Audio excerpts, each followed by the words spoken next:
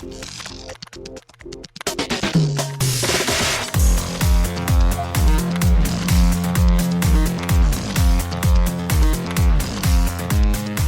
and welcome to Too Fast, Too Forever. There's all kinds of family. We chose this one. This is episode 53, Too Fast, Too Furious, Lap 5. I'm Joey Lewandowski. I'm Joe 2, and this episode is brought to you by Chapman School of Seamanship. Founded by the late Charles F. Chapman and the late Glenn D. Castle, the Chapman School has trained over 20,000 students since opening its doors in 1971. The Chapman School of Seamanship. Located in convenient Stuart, Florida on St. Lucie Boulevard. They knew that we were doing this one. They're like, look, we've always wanted to be a sponsor for a Fast and Furious podcast, doing a second movie for the 5th time. Specifically when someone is watching these movies for the first time. Exactly. So they get it. They're here. So thank you, Chapman School. Did you get your boating instructional guide? I was wondering what you were going to ask me if I received. I did indeed receive my boating instructional guide. I am not one of those people that has a boat in their driveway. I'm always envious and also sad of those people who just have in the middle of nowhere, just not really near. We're both an hour from the water. No, I'm actually pretty close. I'm much closer. But when you see a boat, you're just that doesn't belong here. It belongs here, but it doesn't belong here. Yes. And yeah. it's cool. We don't you're live, on the water. Oh, yeah. You have money, but also, what are you doing? What's the acronym for boat? It's about another 1,000 or something like that. They use some kind of Ford. Ford only runs downhill. You know what I mean? They have a joking about another 1,000. Having a boat's just setting money on fire. Bring on another 1,000 or break out another 1,000. Yes. Exactly. That's what it is. Today I learned. TIL. Yes, you did. Thank you, Chapman School of Seamanship. Well, welcome back to Too Fast, Too Forever. I hope you all listened to our diagnostics episode on Brian O'Connor. It was a lot of fun. I dove back into fandom to get the character name for someone that I'm going to name in the back half of the segment when Cara joins us once again. It was fun to go down this rabbit hole. I also was paid special attention in this movie when he's talking about his girlfriend, and Roman's couldn't let her go to waste. I was we just talked about that. And when he said, remember when we used to play football in the dirt, I was like, holy shit, that's where he played football. Yeah. I did the exact same thing that you did. It was fresh in my brain, and I was paying attention in this movie. The things that we learn when we are actually trying to pay attention to things is remarkable. It is. It's very true. So since we last recorded that episode about Brian O'Connor, extracurricular activities, Joe, what have you been up to? It's only been 4 or 5 days, so it's not a lot of time has elapsed. It hasn't been a ton of time. The main thing that happened was Rachel's mom came to visit us. Oh, yes. So she was with us this weekend. We didn't do too much rowdy stuff. We went to this orchard and a vineyard, and the orchard sells wine, so we did some wine tasting at both of these places. That was pretty cool, just drinking some wines, just normal stuff. Ate. Rachel's mom likes to come over, and this is the greatest thing ever. She comes to visit, and she claims, I don't know if this is true or not, but she claims that she enjoys doing laundry. So when she comes here, she does and washes, folds, and dries all of our laundry. It's the greatest visiting present she can give. So all of my laundry's clean. She just does all of it. It's incredible. I thank her. Is she the Janny who is now following us on Twitter? Yes. Wonderful. Yes, because we were talking about Too Fast, Too Forever this weekend, actually while we were tasting wines. And I was we were talking about our Twitter page and, stuff like that. And she was like, oh, I don't follow you guys. So she followed us this weekend. Well, thank you for following us at Too Fast, Too Forever on Twitter and Instagram. You can also email us, Rachel's mom or anybody, family@cageclub.me. But anything else that you did, or you just had a nice sort of quiet, wine-filled, laundry-absent weekend? Just a continuation. I continued along with Sober Season. Yes. And it's working. I was talking about Sober Season to my friends because they were sort of commiserating about the Devils today as they dropped to 0-4 and 2. I also realized, there's no way to do this unless we basically record a week later and then I just edit immediately, which I don't want to do. But when we talk about sports, it's all wildly outdated. Yeah, if we it's talk a week about beforehand, football, both our teams won this past weekend, but then there's a whole other weekend by the time this episode comes out. Well, I'm going to buy. But yes, exactly. So I was telling my friends about Sober Season. I was saying about how it's working for the Penguins and working for you, and we were talking about how the Devils fell to 0-4 and 2 after being up 4-1 today. And also, they had a player, I don't know who it was, he just whiffed on a wide open net for a 5th goal, and then they lost 6-4. And we were just trying to figure out if anything could work for the Devils because nothing's working Sober right now. season. It's working for me, man. I And mean, my other friend, who's a Caps fan, he said every game that he's watched this season, they've lost, and they've won every game he hasn't. So I was like, "You're gonna do a blind season. I'm gonna do a sober season. We're gonna see how this goes." yeah, So I guess enjoy the games however you're going to enjoy the games, and with water, hydrated. because as well. clearly you are the linchpin to the Titans' success right now. The only thing that matters is whether or not I'm drinking bourbon during the games for them to win. Their whole success is just dependent on Of course. my drinking. So I have not really done much. I do want to point out if people so there's two different things that are basically non-events that I'm going to talk about. Number one, this Okay. Halloween season, this October, I put together 36 Halloween horror movies, four Oh, nice. per Okay. decade from the 30s to Ooh, now. interesting. So I'm going through in order, and I have done one a day. I've averaged one. I haven't really hit one a day because I went away to the cabin for the weekend. I didn't watch for a couple days, but so far through 14 days, because we're recording this more than a week earlier, more than a week before it comes out. But I'm through 14 days. I've seen 14 movies, so that is Yeah. exciting. The list is on my Letterboxd at Soul Popped over there. My favorite though so far, I told you, I sent you a picture, not Yes. really because of the movie, but You I said watched it this was like movie a called young goss. Yes. Yeah. The Night of the Hunter, which is an incredible, awesome movie about this guy who, basically, he made this movie. Critics hated it, and I don't think audiences liked it. And then he just never was able to make a movie again. And then, way after the fact, everybody was just like, "Oh wait, this was great," because he's doing all these weird things that don't feel like you should be doing them, but they're working. They're just weird shots where things are in focus, but So the it's, like, things ahead that of are its supposed to time?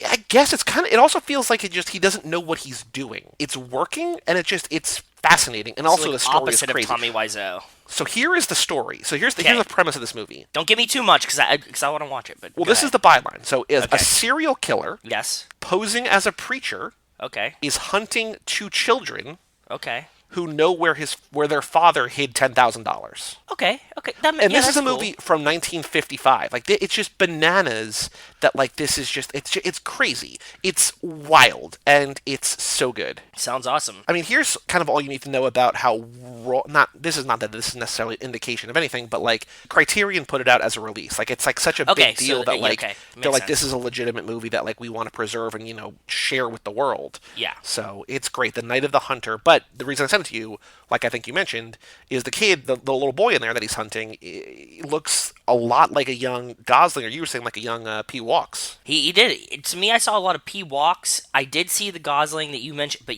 we have a type. It was course. kind of an in between P walks and Gosling. I could see that, but young boy, blondie, light eyes, beautiful. You know how it is. So I also watched The Blob, and this is not, I did not plan to tell a story, but The Blob is Steve McQueen's first movie, and I was like, if podcasts were around in the 60s and 70s, and we were alive then, we were doing podcasts then, he would have been one of our juicy boys, because this is his first Exactly. movie, and he's just this, Yep. blonde-haired, blue-eyed kid, just handsome. I mean, that movie's not great, but he's trying his hardest in that movie, and it would have been one of those early, he's the star of the carrying movie. it, yeah. But yeah, it's he's trying. So that's one thing. The other thing that's more, I guess, possibly more interesting, even though they're equally disinteresting, Okay. uninteresting. Starting today, as I record this, and well underway next week as you're listening to this, on my Twitter at SoulPopped and on CageClub.me, I'm counting down my 25 favorite TV shows of the decade,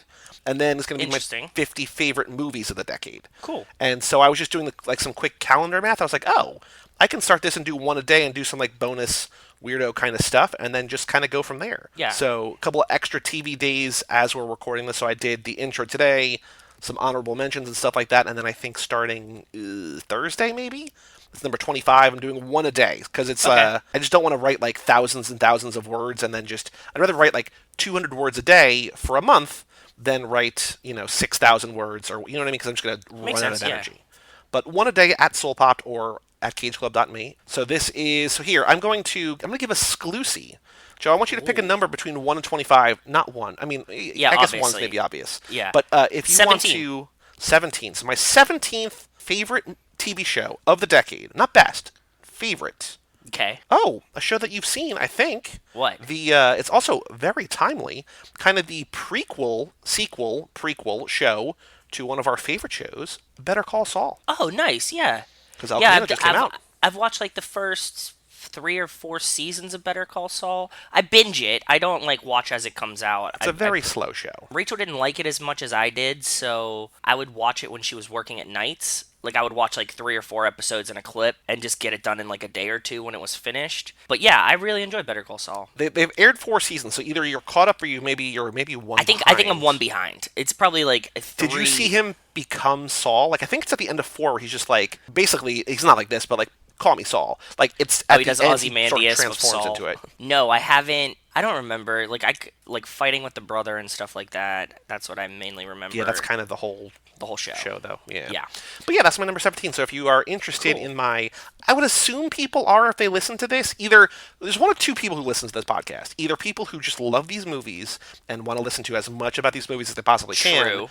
Or people who like what we like for some reason. So if you like my takes on movies and whatever, at Soul Popped or CageClub.me, if you click on blogs at the top, it'll be one of either the first or one of the first stories up there. So go check that out. I'm counting down one a day for basically for the rest of the year, TV and movies. Nice. That's really That's cool. all I've been doing. I have no actual things that I'm doing, so that's just what I've been sharing. We do have a Patreon page here, patreon.com/toofast2forever or toofast2forever.com. If you want to kick us a couple bucks, you can vote in our poll which Paul Walker movie are we going to watch this lap. True. You can get some swag. I mailed out Alex Ellenman's letter and Hopefully stickers. got it. They are in the mail en route. I think they should probably be there by the time we were recording this, so they definitely will be there by the time he hears this. You can get our undying love and support, bonus episodes, access to the Fast and Furious Minute document. You know, whatever you want. It's all over there. toofast2forever.com. Pictures of Kikopa. Kikopa pic. Yeah, whatever Kikopa you pic. want. I'm going to search now for Too Fast, Too Forever on iTunes, on podcasts, Apple Podcasts. Still no new reviews. If you are listening, you've not reviewed us yet, please give us a nice review. Even if you just give us a 5-star rating.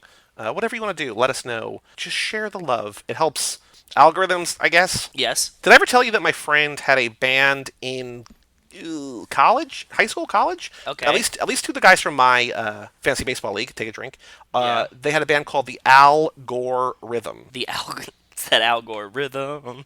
Which I think is amazing. Yeah, I that's don't know. great. I've never heard a single note of their music, but I love that name as a band, the Al Gore Rhythm. Yeah, it's great. I love it too. Before I crack open the mailbag, I do want to... I don't think we really have this problem on this podcast, but as avid listeners of the show know, Joe, you and I did a Channing Tatum podcast, Magic Mike's. We also did a Ryan Gosling podcast, which is still coming out. We've pumped the brakes on both of them, even though there are still some Goslings that we have done that are going to come out. But, we were doing Channing Tatum once every 3 months, and no one was writing in. We were basically doing it for my OCD, and just because it was fun to do every once in a while. The episode doesn't come out because we stopped doing it, and we get somebody on Twitter is just like, hey, where's the episode? And we were just like, oh, well, we're doing this instead. Yeah, go listen to this. Like, if you like it. And he's like, no. He said, well, the problem was, he starts, like, dissecting why we stopped. He's like, well, you were doing the movies that he's not really in, and this early stuff that nobody knows. And I was like, I was like, dude, like, that's the point. But, like, so if you have not listened to that show yet, which, again, we've said before and we'll say again, is the same thing as this show, but about different movies. Like, it's the same shit. 40% about the movie, 60% about whatever. The entire time on that show, especially because we were like, the reason we changed up the schedule and did Too Fast, Too Forever more is because you guys who were listening to this started writing in so many emails to us, and we're just like, oh, this is awesome. People are listening, people care. Let's do this instead of that. So that entire time on that show, we're like begging for emails. We're like, write in, let us know you're listening. If you're out there, we'll keep doing this. Yeah, like if you want to hear it, then we'll keep doing it. Like it'll be motivating to do it. And like even if we don't have to read it, just be like, hey, like I like these. Cool. That's all we needed to know. Yes. Not for on air, but keep doing these. I like this. Cool. All right. So this guy who clearly liked it enough to like wonder where the episode, like was waiting for an episode. You know what I mean? Like once every 3 months, knew the release date in his heart was like an alarm in his phone, like on his calendar. Wrote to us, and we were just like, what? And so this is my urge, my plea to you. Like, I see the download numbers. I know that people are listening. We have such wonderful people who write in, people who support us on Patreon, people who write in every week or every 2 weeks or whatever to email. Yep. And this goes for not just our podcast, but really like any kind of podcast that isn't like an Earwolf podcast, isn't like Mark Maron's podcast, isn't like an NPR. Like, if it's just people, Joe and I have day jobs, like, this is not what we do to make money. This is just for fun. It is immeasurably amazing to get someone who So listens to your rewarding. stuff to email you, even if you don't want to have it read on air, just to like let people know, hey, I'm listening. So again, not necessarily just for this show, but definitely for this show. Anything you listen to, like if people give you a way to great. contact them, it will make their day. You hear how excited we get when there's a new person Every time. Every who time I get writes an shocked. email in. Yep. Like, it's just amazing. And even the people who write in a lot, like Wes and Wells and Justin and Nick and everybody who writes in a lot, and Jenny. I think you and I are both like, oh, this has got to end at some point. You know what I mean? Like, it's just like it can't be this good for this long. I want to put out there, not only for this show. That's like, a great if you're tip, listening yeah. to this show and you've not written in, we would love to hear from you. But like, even if you don't write into this one, if you write into any podcast that you listen to or just tweet at them or whatever, Nico and Keva, who are going to be on a future lap, they have a couple shows on the network, and lately they've had some traction. They had somebody Facebook, they had somebody on Twitter, they had somebody email in, like these different people, and it's not a ton of people. It doesn't but need to be considering a they were ton. getting zero, or like that people weren't chiming in, and now there's people who are like, this means so much, I can't wait to go back, I just found this, blah blah blah, and like Nico, it's making their day. Still does for me every time, My man. urge to you, again, doesn't have to be this show, because I know that so many people write in, and I think that's wonderful, but just write into a show that you listen to and just like let them know doing a podcast is a lot of work, and if you're not getting paid for it, it's literally for the love of the game. You might not realize how important and how amazing it is just to let people know I'm listening. And I just want to, from this dum-dum on Twitter who didn't know where the Channing Tatum podcast was, like, it kind of reminded me, like, it's the little gestures, sort of, and just being like, oh, hey, I'm here. Yep, that's great. And I'm going to go find someone to compliment because I can't write an email to you.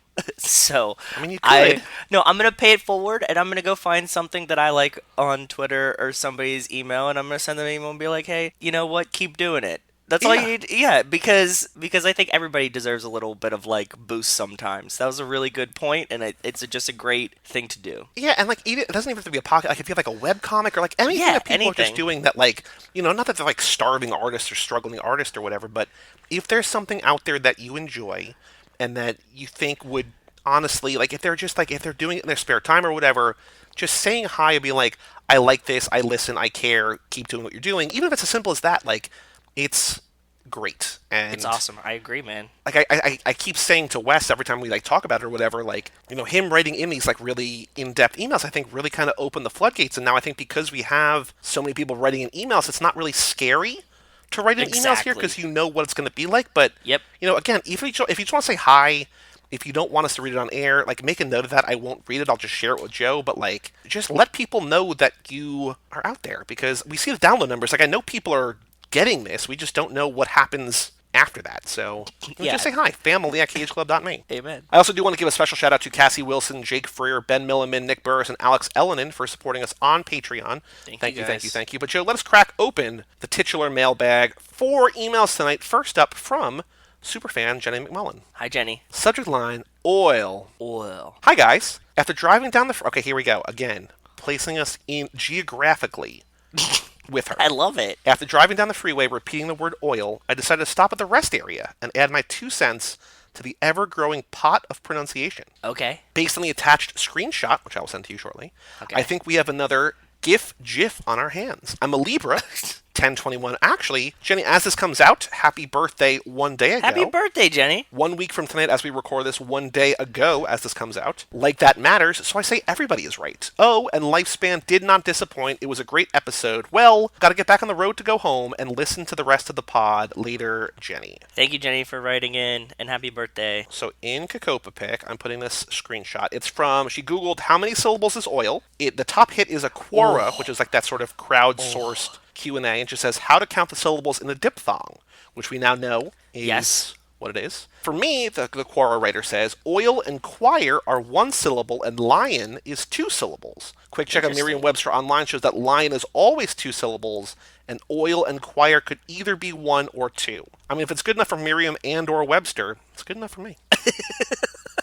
I never separated them as people, like Merriam and Webster. Like, Probably two people, right? It's Merriam and it's two Webster. people. Yeah, you're right. I just never thought about it. It's just like Merriam-Webster dictionary. So Well, Jenny, thank you for the clarification, I guess. It's not really a clarification. It's kind of like a, you'll never have an answer, so like everything is you will right. So I never like get that she this. is, taking both sides, and I appreciate that. I admire that. Thank you, Yeah, Jenny. she's a woman of the people. Next email from Alex Ellenen, just spoke of him. Quick email. Haven't listened to the new episode yet, but Okay. I was just reminded of something I heard about a couple months back and wanted y'all to know. Joey, might be something for you to do if you're in LA to work again and the dates line up, but the Fast and the Furious, a musical parody, is out. So there's a thing.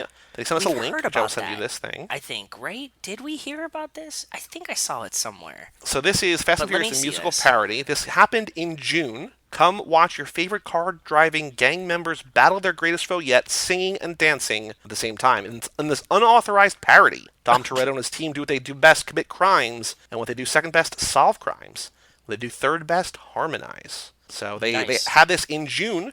So again, if there is, if I know that we have some California listeners, and that Wells is Northern California, but if you are out there and you saw this, How did or they if you not heard get about it, banned yet from this, by the way? oh, it was probably just like One off? a one-off, but also like Pop up? Universal just didn't know about it. You know what I mean? Yeah. I would actually really like to see this. You know that if you listen to us talk about any other movies, you'd know that I'm firmly anti-musical. But a slapstick, comedic Fast and the Furious musical sounds right up my alley. I would definitely like to check this out. I feel like they had to have stopped this because if not, Universal would have, put them in prison or something. I think they would have just sent like a cease and desist, and we just wouldn't have heard about it. You know what I mean? But Yeah. I think that they flew under the radar. But if they ever do another, if you hear of another showing, or maybe there's one in New York or whatever, let us know. Family at cageclub.me. I know this says it ended, but a quick Googling will show there's another show on November 8th, which is coming up soon. That is true. Okay. Alex says, P.S. I lied. I ended up starting and have not listened to the actual breakdown, but I made it through the first 40 minutes of all the catch-up stuff for this week's episode before I hit send. Looking forward to Cara's take. Maybe I'll send a follow-up, but here's my thoughts so far. Okay. Don't know if you guys saw Joker yet. So I think this must have been, Alex sent this last Wednesday. So this was after our first episode with Cara was out, but before the Brian episode came out. So he doesn't know that we talked about Joker. But we talked did. about Joker briefly last week. It says Yes. everyone's favorite FBI man shows up as a Gotham police detective played by Shea Wiggum. Who's Shea Wiggum? The detective in this movie? No, he's Stasiak. Stasiak, he's in 6 and 4. Shea He's Brian's Wiggins? boss in the FBI in 4 that he punches, and then he's the one, or not boss, but a coworker that he punches, and then he's the one he calls to arrest him to go talk to Braga in prison. Oh, that's right. Okay. Okay. So he's in Joker. Who is he in Joker? I don't know. I was not exactly We didn't paying catch attention this. in Joker, but I Detective was, Burke. and I'm usually really good with the like. You know that I'm pretty decent with the like. Oh shit, it's that person from this movie. Yep. Oh, he's actually pretty. He's one of the lead detectives. So behind Joaquin and Robert De Niro and Zazie Beetz and Frances Conroy, who played Joaquin's mother, Yeah. and behind Thomas Wayne, he's top billed. So he was, I guess, just one of the detectives working the case. So Makes sense. I missed him. All right. Yeah, same. I didn't catch it. Alex writes, my vote for the other Paul Walker movie was Into the Blue. I love that movie, and it combined with Assassin's Creed 4 led to my love of the golden age of piracy. Plus, piracy as in pirates, not as in stealing movies from the internet. Plus, Yes. Paul looks just about as dreamy as possible, which, that's important. That's definitely to us. 6 years ago, I tweeted, anybody want to get a quarter mile at a time tattoo? I recently found that tweet and tagged you, asking if you guys were in it, and it got me thinking, what Fast and Furious tattoo would you get? Well, Didn't if we you talk about remember, this? on Yeah. the episode with Island and Tobin, Island put together a game, and we all got tattoos. We and did. we all committed to getting that tattoo. I picked a tattoo for you, you picked a tattoo for me, and I don't And then remember everybody what we picks had. a place for it, like where it goes. So go back, listen to Lap 2, Episode 1, for our Fast and Furious tattoos, because I don't remember what it was. I remember one of them was, I live my life a quarter mile at a time. I remember one is, I think Isa might have had cops, cops, cops, cops going down her arm, cascading down her arm. That's right. That was right. Yeah. But yeah, I don't remember the other one. So Lap 2, Episode 1. I've thought about it, even kind of recently. I don't know if I profess my love of like standard tattoos and fad tattoos. Like a lot of people at certain times get a similar tattoo, like be it a yin yang or tribal or barbed wire or whatever like that. Infinity symbols were like maybe 5 years ago, right? Like everybody got infinity symbol, Yeah, we were late and to the Infinity game, you and I, on this we podcast. were, and because of my love of like the times that these tattoos came out, I think that the logo would be really good as a tattoo, the Too Fast Too Forever Yeah. logo. I'm just thinking like a nice like foot tattoo of Too Fast Too Ooh. Forever. Yeah, on your shifting foot. Exactly, yeah. So like as I'm flexing in my racing shoes, you would see it. In my fantasy baseball league this year, a third person won his second championship. So before it was just me and my friend Matt, who's the one who designed our coincidentally designed our album art, our cover art, podcast art for the Yes, show. So he and I had both won twice because the league's been around 12 years maybe, that's and a there's long 12 time. of us. There's people have come and gone, but before this year, there's only two of us who had won twice, and a third guy, my friend Sean, won a second time this year. And so we had a separate little text thread, the Septub Two Timers Club, the Two Timers Champions Club, Ooh, and we were ooh. talking about getting tattoos to like commemorate it. We were talking about other things that we might actually do for the draft.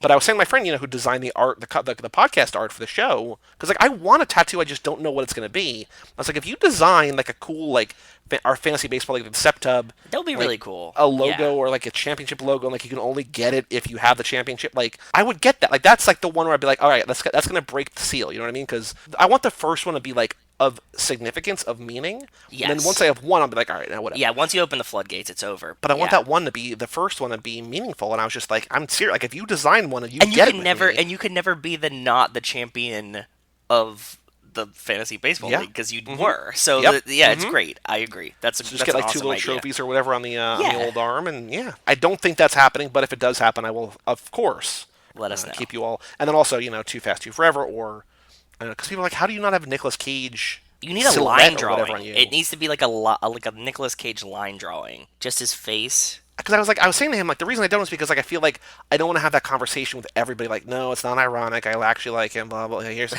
my credentials. Like, I kind of want something sort of vague-ish, like Exactly. understandable to some, but also vague-ish. Like, Yep. like your Kanye tattoo. Like, people don't know. I'm sure people ask what it is, but if they know, then they If you know. know, you know. Exactly, and you can like it for art, you could like it for the Yeah. album, you could like it for whatever you want, and also like I always say that every tattoo, like I said, the answer to every tattoo when people are like, "What does that mean?" I'm like, "I picked it off the wall." People just stop there. Like no matter how creative or like what you place like the importance of it on, I'm just like, "Yeah, I picked it off the wall." Like I thought it looked cool, and they're like, "Oh." Cool. Okay. And it just stops the conversation if I don't want to talk about it. Like, can you imagine if you had like a Nicolas Cage face, like a line drawing tattoo of his face, and somebody was like, "Oh, do you really like Nicolas Cage?" You'd be like, "Is that who that is?" You'd be like, "I just picked this off the wall. I had no idea." Oh, damn. All right. Yeah, fuck. Alex signs off this. This might, this is going to be mortal enemies, possibly. He says, Joe, Oh, since I'm from Youngstown, I feel obligated to tell you Stillers suck. Stillers, not Steelers. Stillers yeah. suck. Go Brownies. Alex Ellenin. Which, I mean, know, good luck. I'm not going to say it. Yeah, as of today when we're recording, Steelers and Browns have the same record, and the Steelers are playing with a quarterback that was undrafted, and Baker Mayfield was the #1 overall pick. So I would honestly love for nothing more than for Baker to be like good and fun. 'Cause he's already exciting. He's already got the bravado, and I you like genuinely him. do like You him. do like him. You do. In those commercials, when he like, it's just him and He's his not girlfriend bad or in the whatever. commercials. I don't mind those. Yeah. That team's got problems, and I don't know if Freddie Kitchens is the problem or what's going on, but God, they're just cursed, man. I was so upset with everybody telling me how good they were going to be when nobody had played a game yet. That's what was so frustrating to me. Everybody was saying like Browns are going to win the Super Bowl, and you're like, well, you have to play the season. That's the whole point of the season. They're like, nope, they got the best team on paper, and you're like, there's a lot of great players, teams, whatever on paper, and it Yep. doesn't mean that it's going to work out. Like Yeah. you can build a team for Madden, but then they are only good on Madden. You know, like for a real football team, like you need coaching, management, all of this stuff plays a huge factor. And everybody was just like, but they have good players. And you're like, okay, man. whatever you want. Exactly. Next email from Justin Kleinman, subject line 1 and F8. He, and like you and I both say, pronounced fate. He Fate. says, I'm homesick today. Hope you feel better. So I Yeah, hope watched you feel number better. 1, and now I'm watching number 8. I'm about halfway through 8. I'm taking a mac and cheese break, which Oh, I best saw this homesick. email, Yeah. and that's what I made for dinner, because I was just like, that sounds Oh, good. really? Yeah. That's awesome. Well, thank you, Justin, for letting him know, helping Joey pick dinner. He says, Yeah. unfortunately, it's Annie's healthy mac, which I did not eat. He says, not Kraft, which is truly the best. So Rachel was big on Annie's. I asked her if she had ever had Kraft, and she hadn't. What? I know, dude. How is Or that like possible? I don't know, man. She was just like eating Annie's a lot, or she didn't like Kraft or thought she didn't like it, and then I switched us to Kraft, and we bought like the Costco size 20 box pack of Kraft, and now she's like, yeah, I can't go back to Annie's. The Annie's isn't really that much healthy. I mean, like Kraft is just like orange. Like it's Well, not yeah, like I it's mean, mac and box cheese, mac and like you're cheese. drenching carbs in Yeah, fat. exactly. So it's Like, you like can't, you can make it healthier to an extent, but not to any real extent. yeah, just full send. Like at this Yeah. point. So Yeah. yeah, I like it. I digress. I'm enjoying F8, pronounced fate, obviously. I'm enjoying fate much more than I remembered. I had a thought in regards to the idea of Cypher not being Charlize's name, but being an organization. It's very Okay. similar to the early James Bond world with Spectre. Etion is Blowfield, and Theron, Owen Shaw, Brixton, etc. all the Spectre underlings. Cypher, Okay.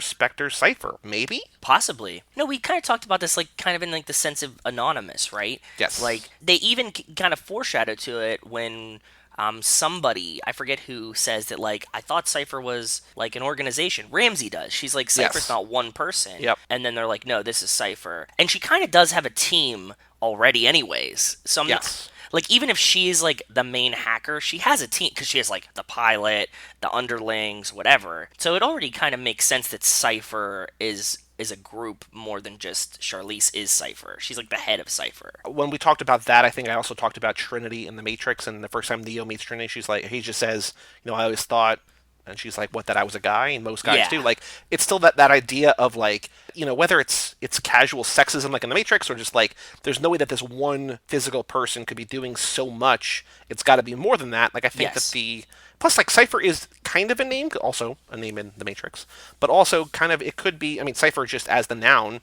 like a code, or kind of like, the key to a code Exactly. or whatever. So, Yep. absolutely. Yeah, I'm with it. I like that idea. And like we said with Etion too, and it being just like a voice, we could open this world up into that very easily. So I like the idea. Anyway, 2 more things, says Justin. I enjoy hearing the references to your fantasy baseball group and your texts. Well, this episode Nobody else right up does. your alley. Yeah. I know. I myself am in Keeper Baseball League that has 15 years in the books, and I was saying, we've been 12. You just did I 12, think. yeah. I've been there for 9 of them, maybe. I think. For the last 3 years, the 16 of us have all been in a rolling WhatsApp chat that probably averages 60 texts a day. I would kill for the. I mean, actually, I love it. It's my favorite thing in the world. But like 60 a day, like we are. On peak days, thousands. On average days, in the hundreds, I would say. Yeah. We tried to do math a long time ago. Like, have we sent 1,000,000? And like, we couldn't figure out yes or no. But like, we're almost certainly. But if you're in like a group friends chat, like between like it's me and you, but then I have like my group of friends that are here, there's days where like it's like 20 or 30, but then there's some days where we're like doing anything, like maybe trying to organize a plan and bullshitting, and then it's like hundreds and hundreds a day. So Set it on do not disturb and just go from there. There's sometimes like I come back, like I'll go be in a meeting or whatever for work, or I'll come back, or I just won't check for a while, and there's like 400 texts. I'm like, you just skip. I just skip ahead. no, somebody, we just ask them, like, do I need to read this? And just like, no, it's just some trivia thing or whatever. Like, because we'll just do like a guessing game, and also like on iMessage, the tapbacks, like the thumbs up and the thumbs down and the ha's and everything, they all count as messages too, and so like Yeah. that adds to the number too. But like, we have friends who don't check the thread very often. Like, they just send like a screenshot. It's like, oh, I have 2,100 messages. Got to get in here or whatever. So That's what I do too. I'm just like, yeah, I'm not reading anything behind that. So if I miss anything, just let me know. Like, Yep. 16 people and only 60 messages. almost always, yeah, 60, yeah, rookie numbers. Wolf of Wall Street rookie numbers. Get those numbers up twice a day at least. He also sends in a picture for Dude, What's My Car? So we will get to that later. So Ooh, thank you, Justin, for that. nice. I think we still have Rachel's too, right? Or did we guess it already? Did we do Rachel's or not? We I didn't don't do think Rachel's. so. We'll do Rachel's, and then we'll do this one next time. Okay, cool. I only know because she was personally asking me about it in the car the other day. She was like, "Did you guess the car that I sent in?" I was like, "Actually, no. I think we had one in the bag." And yeah, All right. Last email from Wells Lamont. Subject line: My mom is so fat. The last time she saw 90210 was on her bill for liposuction. Throwback remix Wells style.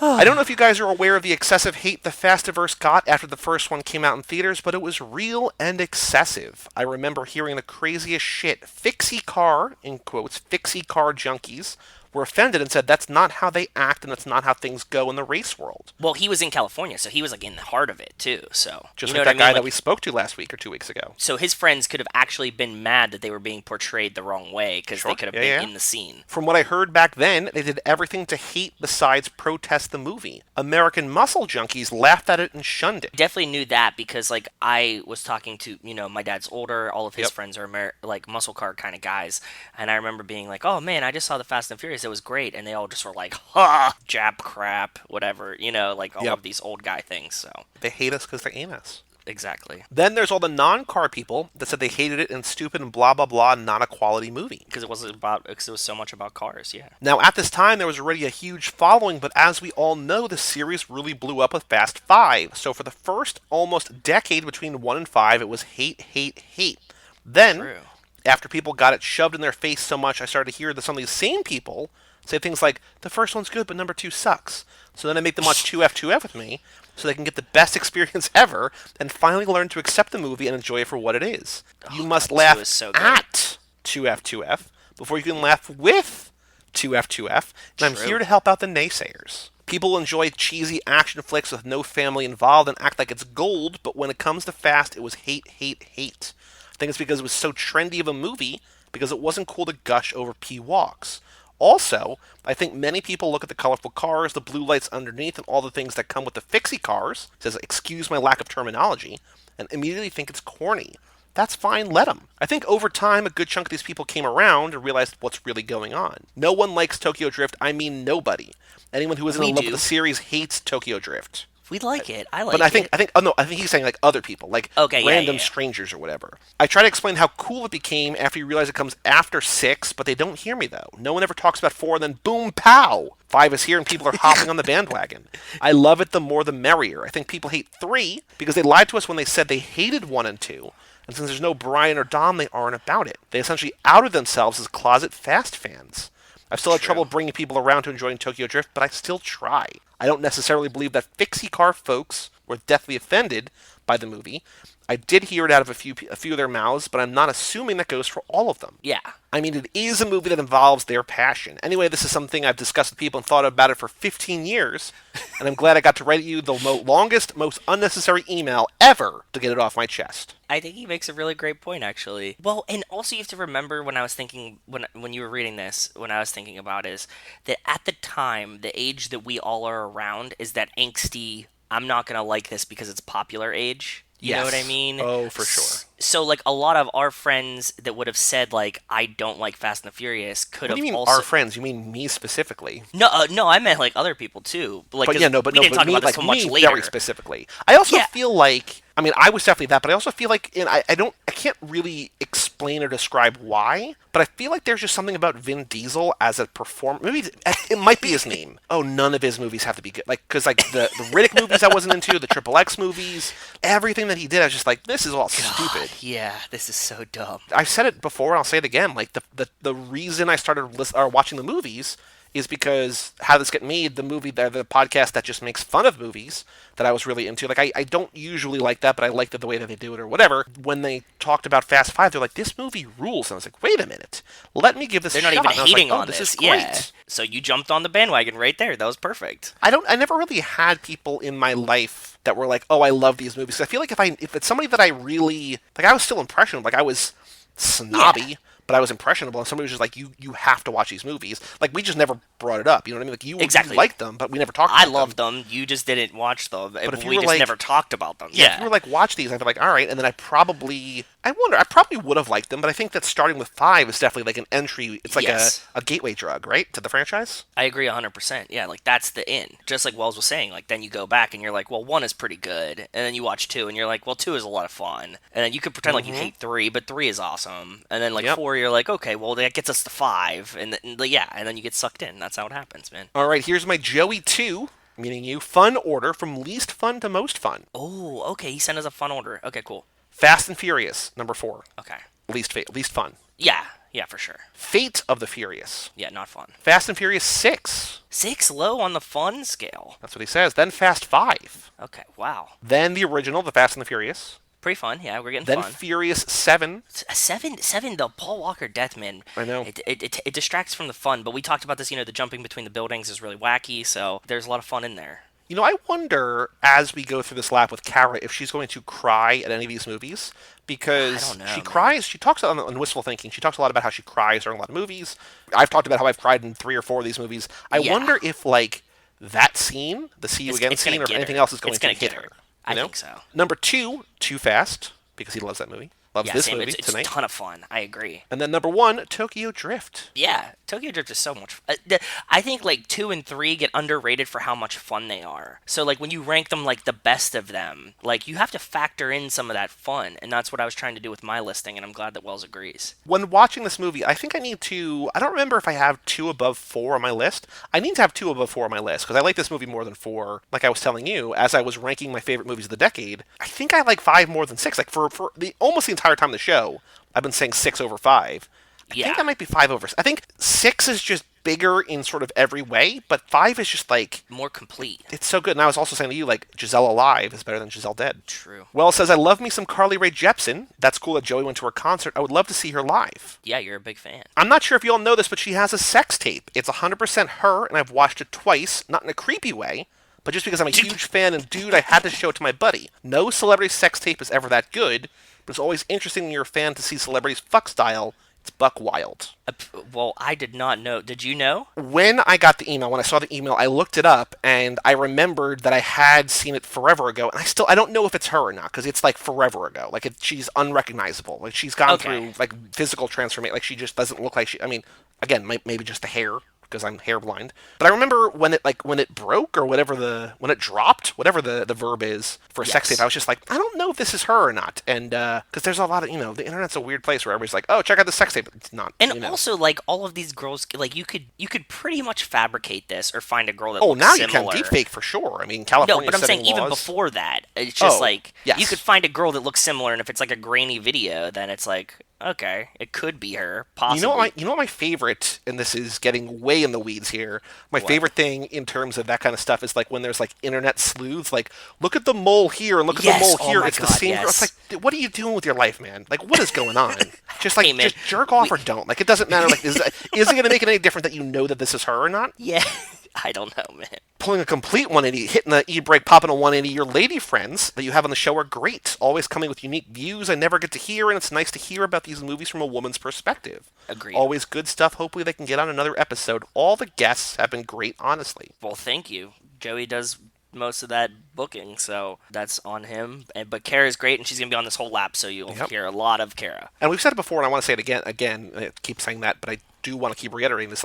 It's important to me to try to get as close to 50-50 men and women as we can, because Yes. there's so many podcasts that are just 3 dudes talking about a movie, and it's how many times do you need another guy to be Plus, I we like get explosions? We get such great perspectives from Kara wanted to talk about the costumes last time. When Kate was on it wasn't feminine perspectives. It was just No. this is the way that she thought about the movie and her storytelling and narrative. Absolutely true too. different yeah. things. It's always through a viewpoint that maybe I myself don't see. So I appreciate someone else showing me a different perspective because we're watching these movies over and over again. So like you said, how many times can you hear 3 straight white dudes say I like explosions? Yeah. Well, says 2,000 DVDs. You're my hero. I'd love to see a picture of what that looks like. I'm inspired. I hope you never stop. Anyway, bros, I'm out. I'll holler at you players next time. Wells. Well, Wells, I will send you a picture of the DVDs. I'm gonna have to send multiple pictures because there's the 3 shelves It's in the big, dining room. yeah. Yep. And then there's the one in the guest bedroom. I'm not going to stop, but I have slowed.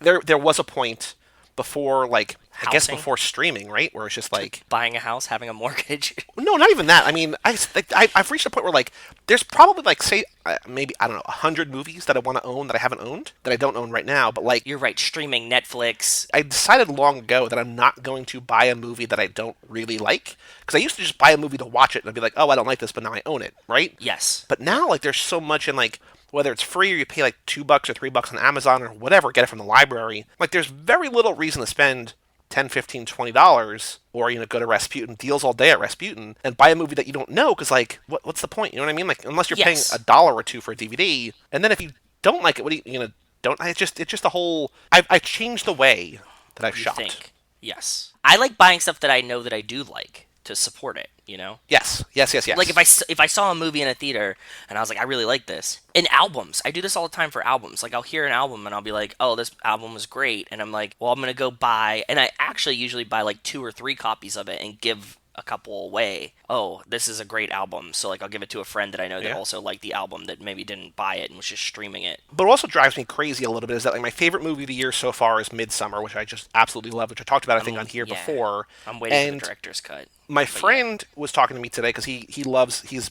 growing his digital streaming library, and okay. he's like, "Do you have Midsummer in 4K?" And I was like, "They're not releasing it in 4K, which is fucked. They're not. They haven't released the director's cut Blu-ray, which I think is That's what I was maybe saying. I'm coming at the waiting end for of the the month." director's cut. I Yeah. just it's weird and frustrating, and like I don't know what they're doing. Like there's I think you can like buy it on Apple now, the director's cut for like $20, but you can't rent it. Like it's just I get why you want to try to coax people in, but I feel like in a time where people aren't paying for movies, why are you Give them playing every games? option. Yeah, just give them every option to sell as many as you can. Yeah, I don't Right? know. I don't know All right, either. Joe, on the streets, Fast and Furious news, couple minor things. I posted this today. Justin Lin wearing a Justice for Han shirt on the Fast and Furious 9 set, which is very exciting. Very cool. We know that he knows at least, Yeah, and he's trying. That's a good thing. that's a good thing because we heard Chris Morgan talking about it, right? And Michelle Yeah. Rodriguez like, what do you know? Like, who are you? Like, stop it. Who the fuck are you talking about, Han? Yeah. Also, last week, Vin Diesel says fans will be quote blown away by John Cena in Fast and Furious 9. I have a tidbit that has been shared with us a couple times. Fast and Furious star Paul Walker's car collection hit the auction block. Yes, yes, yes. So they sold a bunch of his cars because we know, the Buster became a gearhead and he had a bunch of his own cars. Mainly, I was just sad about this that I couldn't buy any of them because I would really enjoy having a Paul Walker Fast and the Furious car. That's like, that's ultimate dream for us, right? Of Like course. to like garage one of these and just look at it and just be like, oh, in the Oogle all day. But if you do have the money, you could go buy one. I think they're doing it at Barrett Jackson, which is kind of cool. Speaking of the Buster became a gearhead, I wanted to say very quickly, we made fun of Brian in last week's minute of the Fast and Furious minute because he missed the starting line by like a full car length. Here, Yes. when he does the stare and drive, not only does he do the stare and drive without like missing a beat, but he stops at the line. It's like in the time it took to drive cross country, dude is like he's a pro. On it. Yeah, exactly. Top of the Rock. No, not Top of the Rock yet. That's not what it's called. Rock the Vote. I searched on Google Dwayne Johnson president and The Rock president. Joe, we've got some news. We do. Elizabeth Warren says she'd welcome a Dwayne Johnson presidential bid. Quote, who doesn't like The Rock? That's awesome. Maybe she can be his running mate. I know Or he he would can be fight her for the running mate. principles that he believes in. He's my kind of guy, the 2020 presidential candidate told Entertainment Weekly with a laugh at Johnson, who asked about his frequent flirtations with running for president. Cross-party Warren Johnson, Warren Rock ticket. I mean, I'm down. Yeah, The Rock doesn't need to have a party. I just want him to run into like as The Rock. Plus, two things. Number one, I would like to see like what our president says about The Rock if he was running, because he would have to slander him because he can't not. But The Rock also like gave him the people's elbow. Oh man, Stone Cold stunners the yeah. president, so like The Rock can be like, "Well, Stone Cold's on my side," and he'll come over and stun. Like it could go devolve into pure chaos, and we're like at like a point where there's not enough pure chaos to make it fun for me. So like I want it to go full send. I kept saying that I want Vince McMahon to run for president because I think that he could just like we could just do it like he's the heel and just let him come out and be like, I'm mixing it up today, and like everybody in the Republican Party is Democrats. You know what I mean? Like just fully make it WWE theater. I would be much happier. And I also want to hear what derogatory nickname he throws at him. Like, would he just call him Rock, or would he call him like some kind of like Samoan? Like, I just want to know Samoan. Big Like, goof or something. yeah, Yeah. I He want would come up. He has to come up with a good name for him too, like Muscles McGee. Muscles McGee keeps talking over there. yeah, have the Rock bench press him on stage just because why not? Yeah, I want The Rock to challenge him to like an arm wrestling contest, right? Like, like that. There's no debates. There's just like feats of physical fitness, and the Rock and him go at it. It's like golf tournament and like bench pressing, Love and it. like see who wins. Love Yeah. it. And that's the news for Rock the Vote. So again, not happening yet, but it's still percolating. It's still it's Getting it's out there. traction. Yeah. Yeah. Again, I still want Elizabeth Warren to become president and then nominate him and unify the country, one party to another. Like that's the dream. You know what I mean? Like Elizabeth Warren runs. The Rock is her running mate, and then as soon as she gets elected, she steps down, and The Rock becomes president. It's like it's like a reverse, right? She pulls out a reverse card from Uno, throws it in, throws it in Congress. I And mean, just it's better than walks these like out. wild draw fours that we've been having the last 4 years. You know what I mean? Fucking Exactly. chaos right now up in this Uno bitch. All right, Joe, the Fast and the Furious minute 18, a minute I called the Zen of racing preparation. That's a good title. But if you win, you get hurt too.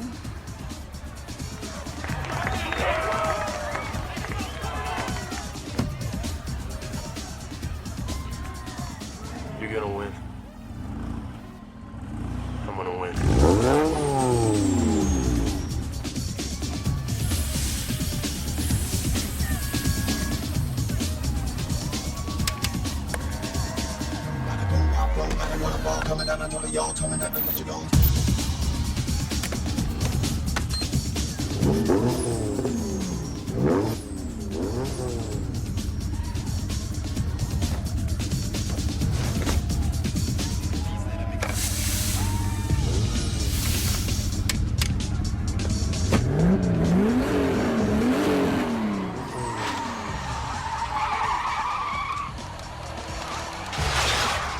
It's a good title for a minute that has basically nothing happening. Nothing. When I was watching this, I was going to ask you. I vote this for the most boring minute we've done so far. Yeah, because even the first minute where nothing happens, at least we have the title comes in, we have some different colors. Like this is just literally open Nas, psych myself Play up, Gran psych Turismo. myself up, playing. It's just there's not a lot going on here. I mean, you need it. Like in the scope of the movie, it's very necessary. But watching this 1 minute chunk, it's like, I mean, the notable moment we have Monica psyching, like we have the end of the Monica speech with Edwin. We finally get like we've heard them talk about and we've seen signs that you've been cataloging about Nas the entire movie. We finally see it in use, so that's kind of cool. we just see them turn it on, not in use. We just see them Prep it. prime the Yes. NOS bottles. Yes. Brian's got 2 big tanks in the back seat. Yep. Dom's got 4 medium-sized canisters under the passenger seat cushion. Yep. I mean, I think that anybody who The 2 has large seen this bottles is movie- cool, and I made a note of that because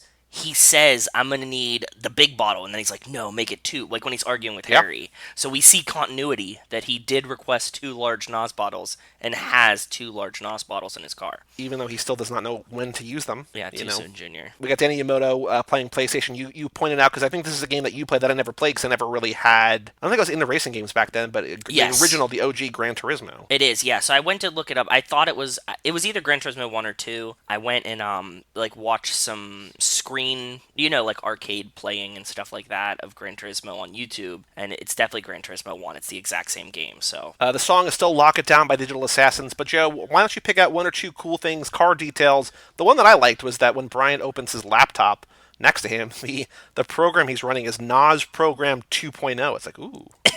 yeah. So Brian's like media center, his Yep. screen in his car, it, like that pops up. That's a real thing. It's a The mobile multimedia station, the CVA No. 1005. Oh yeah, it's CVA 1005, but I forgot to add it. But it's Alpine. It's just like all yeah, the okay. other car equipment that's in there. That's what I was saying. Okay. I found like a picture of it, and obviously it didn't run random screens like that. I mean, I guess maybe you could have plugged something else into it if you have the PlayStation running on the other one, but it had like a pretty basic multimedia display. And then his computer is running Nas Program 2.0, and I have the whole dash, all the words and numbers that are on the screen. I took note of those. DFGG 00002121, stage 1 ready, stage 2, stage 3. And the last cool thing that I found, Danny Yamoto's car, he has a Viz decal on the hood. Viz is a company that still sells body kits for cars, so it's still in use, and you can buy Viz parts for your car still today. And I like looking at the because these cars were owned by other people, so like some of these like shops and stuff, like we looked up like the infrared racing or whatever last time, the website, and it's dead.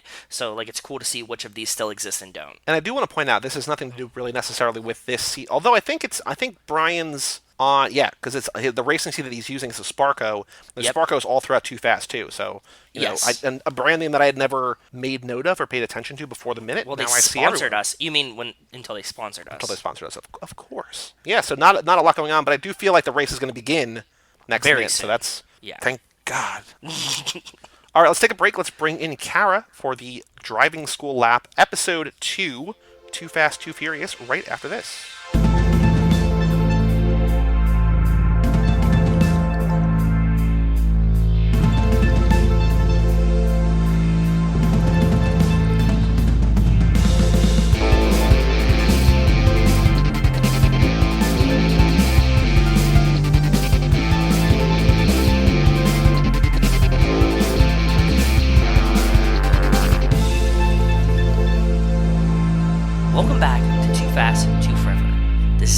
number 53, Too Fast, Too Furious. And this episode is brought to you by Chapman School of Seamanship, the floating classrooms Chapman School Fleet. The Chapman School is a full-service boating school, maintains a fleet of power and sailing vessels for teaching practical underway boating skills. Chapman.org. Well, thank you, Chapman. And Joe, just as Brian taught Enrique how to steer a car, we are here teaching Cara how to watch these movies. Cara, welcome back to talk about Too Fast, Too Furious. My prediction to you, not on microphone, but via Facebook Messenger, was that you were going to like this movie more because it is a visual treat for the senses. Before we get into it, did you like this movie more or less than the first one? Less. You built me up for this. Oh, I'm so sorry. Okay, Yeah, sorry. I was kind of disappointed. I tried to talk it down I don't know about the plot, but I'm just saying visually. So visually, just alone, did you like the visuals of this more or less than the first one? Less actually. Really? Okay. Yeah, I found the camera work distressing for my brain. I get very chronic migraines, and a lot of motion can kind of trigger that. I don't think there is a static camera shot in this entire movie. It's constantly moving. Very possible. Yeah. I will say though that this is one of the 2 or 3 that people do not like very much. This is, in terms of the consensus Rankings, of rankings, this is one of the lower ones. So you were through one of the quote-unquote bad ones. Okay. This is one that I have, over time, liked more. Yeah, this is one that, for sure, that I think is a little bit tougher to love, maybe, than a lot of the other ones. So you have... I mean, I didn't not like it. I just that's didn't good. like it as much as the first one. Very good. Before we talk about it, though, Cara, we've got some more either-or questions for you, inspired by this movie. Are you ready for these? I'm ready. All right, first up, are you more of a Roman, a.k.a. Tyrese, or a Tej, Ludacris? Oh, definitely a Tej. Yeah, Tej Okay. is a good quote. Tej we talk about a lot, and I don't want to spoil what he becomes, but he has quite a reversal of sorts. He goes from being this, goofy kind of clownish, huge afro entertainer, host, whatever, and he becomes basically a superhero by the end of the franchise, and you will see Nice. in which ways. But Roman, kind of the comic relief, Tej, this... Roman does not become a superhero by the end of these movies, as you will see. He does some superhero-esque things. He's just kind of the clown. He's a Joker. He's the true Yeah. clown in these movies. Yes. Ooh. Twisted. This one can go for anything. So say the 3 of us are pulling a job, okay? We are going to go steal some DVD players. We're going to steal a cigar from an impound lot. Are you more of a racer, someone actually driving the car, or are you more of a designer, sort of the man in the chair, as we learned from the new Spider-Man movies? Are you more of a racer or a designer? Oh, probably a designer. We're talking logistics, we're talking Yes. support staff, Yes, we're yes, talking yes. coordination. Yes, absolutely. Joe, what did you say? Are you a racer or are you a designer? No, I like tinkering too much. Yeah, you and I are both designers. Yeah, That's right. I don't like the planning aspects of it, but from the design perspective, I would want to pick out which parts go in and what kind of decals I had and what would be a better part than this. So the design aspect from that perspective is what really drives me there. Yeah, all important things, all important qualities to have in a designer. Team, yeah. In a team, of course. I think that's going to be all the either-or questions because we've got a lot more movies and we don't have that many more questions. There's some that I have to save for future movies, Okay. but let's kind of get into it. Before we talk about Too Fast, we had you watch the turbocharged prelude, the 6-minute short where Paul Walker drives, where Brian O'Connor drives from L.A., not to Detroit, which was your guess last time, drives to Miami, meets up with Minka Kelly halfway home. What did you think of this little 6-minute short? Oh, I thought it was fun. You liked it? Yeah. I do think it's fun. I wish that it had more of anything. I wish it had more to latch on to. But as the montage in between, so Brian from High School Slumber Party has told us that this, on the version that he had, that he first watched Too Fast, Too Forever, it would play before the movie. I think it was on the VHS Yes, copy. on the VHS copy. But it does not exist on the okay. DVDs. Yeah, so when you'd start the movie, you would get this first clip, and then it would go into the movie. And so we're very fascinated by that. That's why it's it should be watched beforehand. And there was time between the release of the first movie and this one, so it was a little crash course refresher, as previously seen. and then we get to Miami. Right. When we watched it for the first time, we were like, is there supposed to be dialogue? Because it feels kind of like one of those things that somebody uploaded to YouTube where it's like, if we upload the actual video, it's going to get taken down. So let's just put some like weird rights-free, like, public domain music over it. But like, Nope, I think that's this is it. just what it is. Yeah, it's really that. Would you, I guess, so here's a question. I don't know if we asked last time. Would you watch the first movie again, and would you watch the 6-minute turbocharged prelude again, or do you think you get it from the turbocharged prelude? I mean, he just drove across the country. What's Yeah, there to Exactly. Exactly.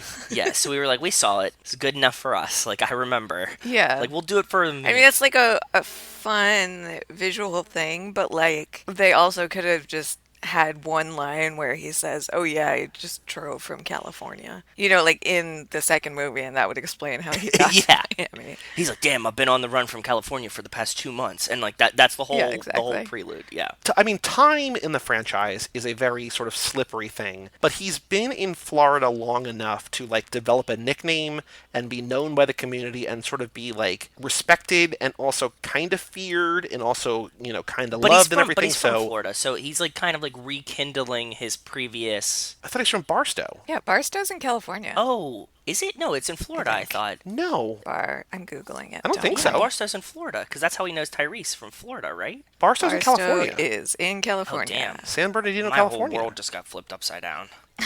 Yeah, I thought they were Just always like the Fresh talking Prince of about. Bel-Air. I thought they were always talking about Florida. There is a Bartow, Florida, but not a Barstow. Barstow. No, and Barstow is the that Barstow is meaningful. No, I don't know why. I guess it's natural. I guess to assume Florida because that's where he meets Yeah. back up with Roman. But no, I always just assumed that he was just a California boy because we know. I mean, just look at him. Yeah. That's weird that we've never discussed, like 53 episodes in, we've never discussed No. where Barstow is, and we were both like, oh no, we know exactly where it is. And then suddenly we were both like, wait, do we? No, I really always thought it was Florida. I did. I just assumed they had met and hung out in Florida.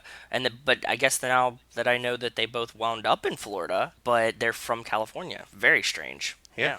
Side note, was there a question? Do we have like because Joe, like in past laps we've had like, what's the first thing you think of when you think of this movie? Did we have a question last time that I kicked off the conversation with, or no? It's always Something you learned? It's always what do you remember? Like, what's the first thing you think about when you think about this movie? No, that was last lap because that was a walk down memory chain. That was specific for that lap. Yeah. I don't know if we had a question. Cara, do you remember? Why would I remember anything I know. Yeah. about anything in like just generally speaking, let alone That's true. specific to this podcast? Well, Cara, let's get into it.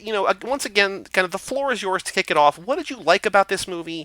What did you dislike about this movie aside from the moving camera? Do you have favorite new characters? Do you have, new thoughts on Brian? Whatever you want to hit us with, go for it. Well, I was a little bit disappointed because we talked so much about the fashion in the last one. And in this one, I feel like because it takes place in Miami and everyone's like too hot and sweaty, people just aren't wearing as many clothes. It's not as much Too hot, layers. too Yeah, furious? it's much more skin. Yeah, so that was a little disappointing. But otherwise, What did you think of Monica Fuentes, Ava Mendez, aka Mrs. Ryan Gosling? Her look, which I don't know if I think I just assumed it was kind of like the dress, but I think she's wearing her like lacy black bra with the dress tucked under it. Yeah, that's a very interesting costume choice. Rachel and I were talking about this when we watched it, like the last lap. I'm gonna try and find a picture of what you're talking It's when they're about. in the club when they put the rat on the guy's Yep. chest and they heat up the bucket and the rat She just has a starts chewing skirt into and the a guy's bra chest. on. Yes. She has like a long skirt So and a bra. yeah, she's wearing like a silk slip and a Yep. black bra, and the slip only covers about, I'd say, a third of her breasts, and then like the rest of it is the bra just hanging out. It feels like intentionally like sort of like below, and like I think that's like Yeah. an interesting fashion choice. Well, actually, earlier in the film, and let me see if I can find, here it is. When we first meet her, she's wearing a similar, albeit different, bustier of sorts. Okay. So it's like, it's actually, yes. the outside piece is the same color as that silk. It's like a beige. I don't know. Why is she wearing that? She looks fine in that color, but they Ooh. could have put her in like an actual color. The bra that she's wearing underneath is more of a peach color. And they're like this one, it has some boning in. Some boning. Can you define boning for us, please? So boning, and the word comes from when they used actual like whale bones and shit, like in the 17 and 1800s. Okay. They basically give the garment structure. Okay. So if you look closely to like at her solar plexus and that Those stripes image down, that I just- the downward yeah, stripes.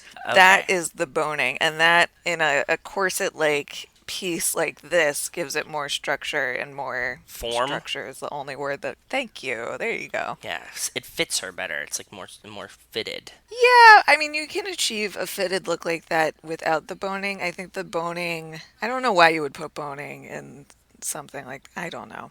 Decoration, But that's- man. Why do you do anything with clothes? Yeah, I don't know. That's that's a common fashion. That's feature fashion, of tops baby. like that, though. So one thing that is, I think, of particular note in terms of the colors, and I don't know if you notice this because I don't think it's supposed to be intentional. I don't know, Joe, you or I realized this until I read it in the Go ahead. trivia. You know, obviously the cars in this movie are very vibrantly colored. Like Neon. Suki's got that beautiful neon Yes. pink car. All the cars really pop. I mean, it's really Miami. But they had painted all of the houses in the background of these like racing streets like muted beige-ish colors, Oh, kind of no, the I color didn't know that this. that Ava Mendes. We talked about this, I think, on the Mike lap.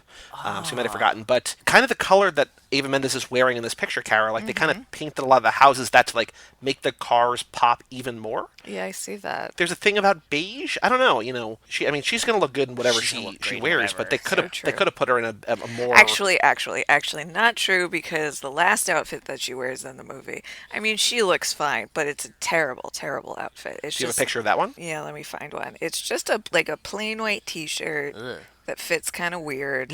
Some like flared khakis with a horrendous wide brown belt on it. Ooh. Just bad. Belts are a big thing in the franchise, as we talked about last Clearly. week with Michelle Rodriguez wearing multiple belts. Yeah, she's gonna. Well, even I pick mean, one. belts were big in the early 2000s. Yeah, that was Accessorize. the belt. What I even love about, Eva Mendes' outfits, and I feel like this might become the fashion lap, Joe, and I am totally I'm okay fine with with that. it. In the middle of the movie, when she is on the boat with Brian, and she's like, they're coming to kill you, and like she had just gotten out of the shower, like her hair is wet, then she's wearing that like shirt, and like she like tied it up. It's like she just got out of the shower, like she put her hair up quickly just because she's like, I had to tell you they're coming to kill you. So That- this that is a belt's bad not great. example because she's like looking over her shoulder and looking like particularly hot, but I just take it from me. To be If honest, this yeah. kind of like tickles something in my like 2000 horniness. You know what I That's mean? that's definitely early Yeah. 2000s hair though Yeah, too, yeah, like yeah. the But, type like, of highlighting and the As feathering. bad as this outfit center part. is, like I was just like so grasping onto sexuality at this point when it came out. Even when I see this today, I'm like, oh, that's kind of hot. You know what I mean? Like, so it just like it's nostalgia horniness, but it's not Yeah. like I would agree that in literally every other scene and every other outfit that she's in, Much she looks better. than. Yeah. I mean, she still doesn't look. I mean, she's in the white bikini here. She's in like all these outfits where she just looks great. Or like what I said, like what I was trying to say Go ahead. before. Like I think it's just like the weird fashion style, like what they wanted her to look like, but she's quickly getting out of the shower, like let him know that they're on the way to kill him or whatever. But she still has the time to tie her shirt in like a half shirt. It's like, well, why don't you just have the t-shirt on? Like, oh, because they want to see you have a beautiful, like, you worked on your abs. Like, let's show them off. But Can I ask again, like, Kara a it's question? just kind of, Can I ask you Yeah. a question, Kara, about shirts that maybe you know the answer to? Sure. Do you think that maybe to possibly explain Joey's question, that maybe she leaves her shirt already pre-tied and that she just threw it on like that, or do you have to retie it every time you tie a shirt? Listen, I have seen shirts that come pre-tied. So like, see, Joey, so this could have they're been a sold that pre-tied way. shirt. She could have just picked it up and it was already tied in a knot, and then she'd have been like, I always thought, and maybe I was wrong, that shirts were tied in the back. This is tied in the front. no, the early 2000s, late 90s tie in the front was big. yeah, It's- she's- Britney it's a blue- Spears, it's a hit blue me baby shirt. one more Yeah, it time. was a tie in the front. Yeah. This is like in a knot. Yeah. Like, this isn't like in a bow tie. Like that, not like Britney, because I mean Britney, with the tails. Which, Yes. we will get to that kind of outfit in a few movies for Cara. No, I think that This is just, it just caught me off yeah, guard. no, but you could like Kara's saying. I think that she just had it pre-tied, and it's like her pajama shirt, and she just was like, "Oh shit, I jumped out of the shower." Listen, the pre-tied thing was your theory, not mine. Okay, okay, I just said it's possible. it's possible. Okay, I was running Oh, with here- it. Art of the Okay. possible. So here's a better example of the terrible belt with the pants, but it still might make Joey horny or Joe horny. Sorry, you both have. But the I mean, same both of name. us. You're not Yeah, wrong. yeah, man, it still does it for me. I like it. It's just like it's like a woman that like fell out of a Banana Republic or something. Sure. Oh, it's very Banana Republic. Yeah. Yeah, that's totally my speed. In a similar note, just while we're on the topic of like plain white tees, Sydney Sweeney, who is the on Euphoria. I don't know how to describe her. She's the one dating the college guy. She's the Yes, blonde. yeah. She posted on Instagram. She's like, my favorite outfit's just a pair of jeans and like a white T-shirt. And like she just has a video of her like like a quick selfie in the mirror or whatever. It's like, yeah, because you look gorgeous. And, like you're just like you're like of course like if you're comfortable and you look as good as you do, like Ava Mendes can pull it off. You can pull it. I mean, just Yeah, keep it simple and it exactly. works. Yeah. Cara, we would call that like a chunky belt, though. Is that a word you used already in this episode? A chunky belt? I would say a wide belt. What's a chunky Chunky belt? certainly works. I would say that it would be chunky if it had more depth to it, like if it was chunkier. Oh, okay. Okay. Like You know? thick going out. Yeah. Third dimension. Yeah. I had a comment because you said you didn't like the camera work of this one. It wasn't, Oh, it's not that I didn't like it. It just made me feel ill. Yeah, motion sickness. I get it. Which, by the way, did you guys realize this was directed by John Singleton? That's what I was Yes, we getting did. to. You just sucked the thought out of my sorry. head. No, it's okay. Yes, this was the only one directed by John Singleton. Justin Lin, Yes. right? Mm-hmm. He does the next grouping of them. He does 3 through 6. Yeah. And he's back for 9. If you didn't enjoy the nauseousness of the camera work in this one, Justin Lin steals a little bit of that, but it also has a different feel. He adds a level of like slickness and professionalism to the movies that like they kind of got feel as from sort here. of dirty indie movies in a way. Like they're bigger budget, but they feel kind of like small sort of productions. They starting with the next one, which we're going to skip for now because 3 takes place Yeah. chronologically later. We're going to try this out. We're going to go to 4, which you also did, but like 3, 4, 5, 6 are like these are like glitz and glamour. Like they look like Hollywood movies. Not that these don't, but these like really do. If that makes sense. Yeah. A couple of months ago, the game HQ Trivia. Yes. One of the questions was something along the lines of like which because there was a whole Fast and Furious themed night, and they had one question which was like which of these Fast and Furious movies was directed by an Oscar winner, and it's like, huh. Who won an Oscar? Oh, right, yeah, John Singleton. So, yeah. I mean, first of all, rest in power, but, like, he's... Yeah. Aside from Rob Cohen, who is, if I don't know if you know, but a monster. He's done some terrible, terrible things. But, John Singleton, like, genuinely accomplished, Boys in the Hood, a great director, and, yeah, he brought his flair here. Yeah, and I definitely appreciated it. My brain is broken. I get it. No, I get it. It's very movie, like moving. It's very moving. The camera sense work. Or camera work sense. Sorry, my brain's also broken. So, Kara, what did you think of a movie in which basically everyone and everything is new? Like, we have Brian, we have Bilkins, but, like, everything else is just like, oh, everything is new. Yeah. Like, what did you think of a whole brand new everything? I mean, I was a little bit annoyed because I was already like, okay, I've met all these people. Yep. It's my understanding that I'm going to keep knowing these people. And then none of these Yes. people were there. My least favorite person was the only thing consistent between these two movies. Paul Walker, the cop. Yeah. I have a hypothesis that this character is, in fact, a psychopath. He's just like a Ooh, murderer. Please explain. Before the drag races, everyone else has their like mantras and they're like all a little nervous and they're getting ready Yes. and they're trying to get their head in the game. And he's just sitting there totally calm. Like he just doesn't give a fuck about anyone else or breaking the law. Like it remains totally calm, and the only time that he like gets excited is during incredibly insane crimes that he's committing. Well, even in the first movie, because we are going through minute by minute, which I think we mentioned last episode, the minute that we just talked about in this episode, we have they're kind of getting psyched up. If you remember, before the first race in the first movie, they're all getting psyched up, and like the one Yes. kid's playing PlayStation, and they're all like opening the NOS, and Brian, even there, like he's nervous, but he's just like, He's talking "You're to gonna himself. win. He's like, You're gonna "You're win. gonna win. You're I'm gonna gonna win." win. You're gonna win." And like even that's just kind of like, all right, like that's a little psychopathy, I would give you. We also have like the running theory that as he gets a taste of the dark side, he wants more. I see it. Like even watching here, like as he only gets his rocks off when he's committing heinous crimes. So And also he's a cop. yes, I mean, that's just one more for the psychopath column. fair. Not incorrect. Although, that's a thing that ebbs and flows for sure throughout these movies. What's actually very interesting, and I don't really want to spoil too much, but the next movie, the one that we're skipping, Tokyo Drift, once again, everyone is new. And so I think there No was one, yeah. a sense in these movies early on that maybe it's kind of like what they did sort of this summer with Hobbs and Shaw, where it's like Fast and Furious Presents. It's kind of like a different racing story in a different part of the world. Right. But then 4, which we're going to do next episode, is essentially a reboot of the series. So it's back to California. It's back to the core group that we knew. And so after the first movie that people loved, then they have this one, which like sort of hit or miss on a little bit, and then Tokyo Drift, which like hardcore fans love, but a lot of people didn't quite connect with. It really literally rebooted the franchise. So I'm curious and I think you're going to like it more. I hope. I don't want to build up expectations again. Yeah. But if you don't want to learn all about new people, it really kind of brings it back to what it was.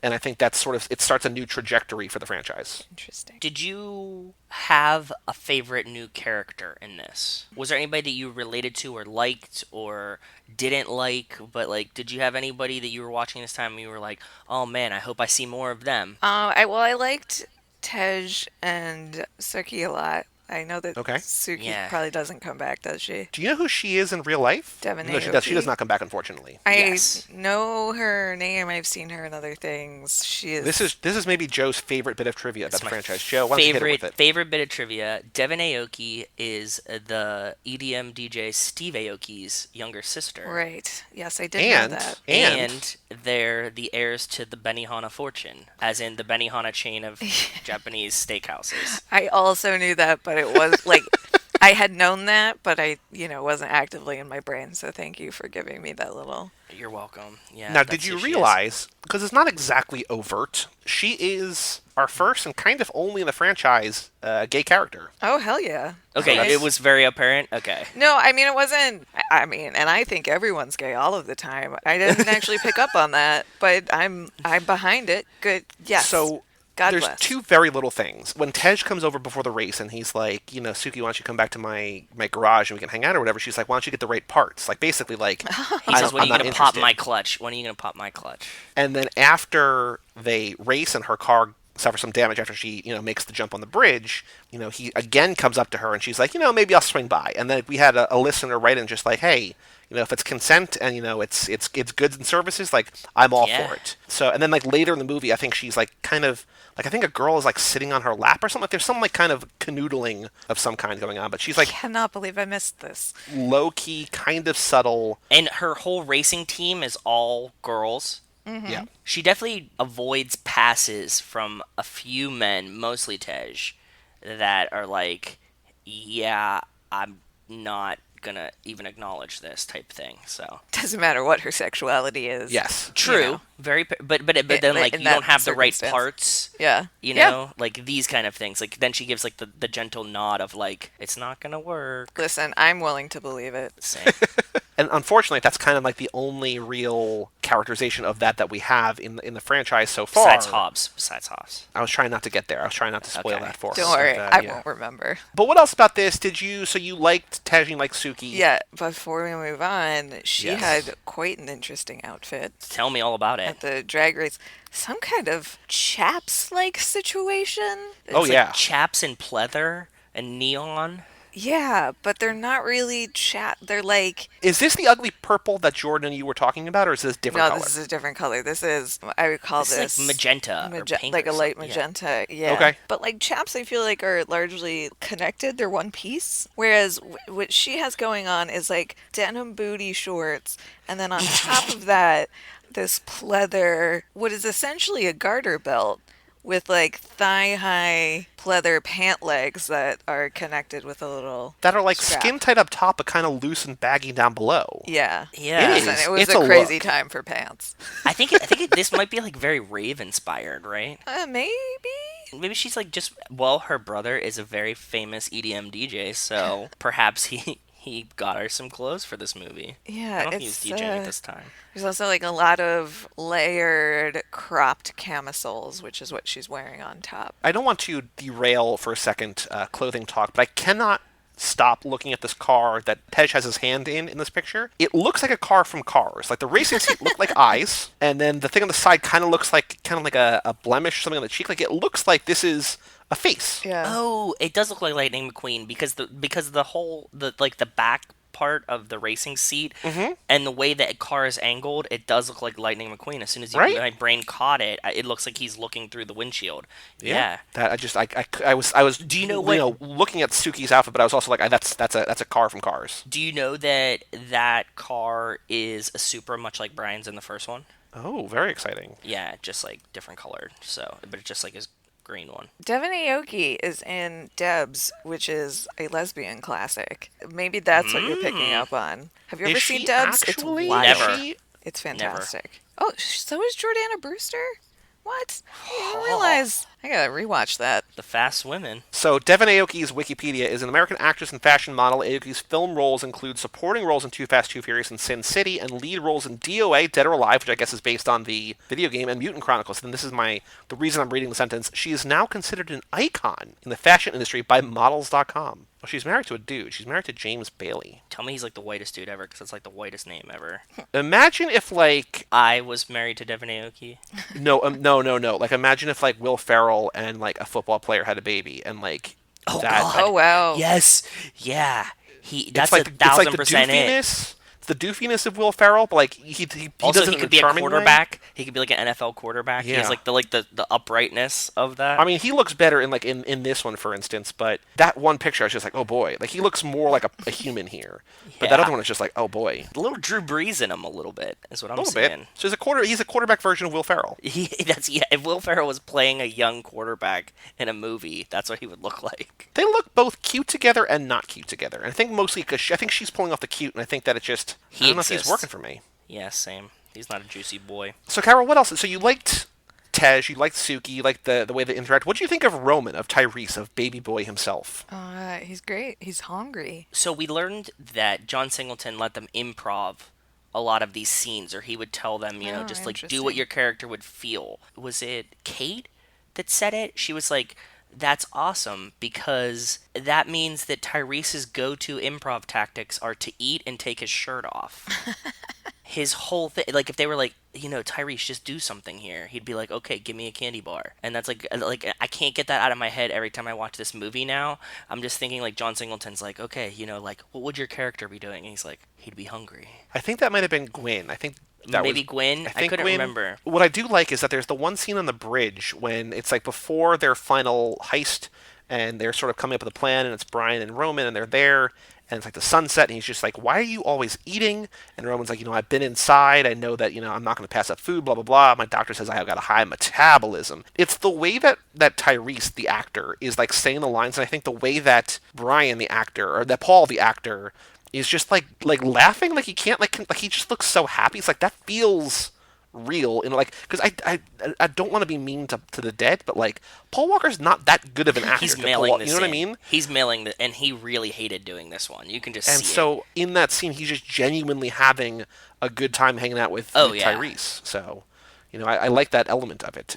That's another little tidbit, Kara, that Tyrese and Paul Walker got into like a lot of trouble on this movie set because they became like really good buddies, and they would just like dick off like all the time that they weren't shooting, and they would like get into trouble because like they couldn't find them, or they would come in like hungover or whatever, and they were just like partying together.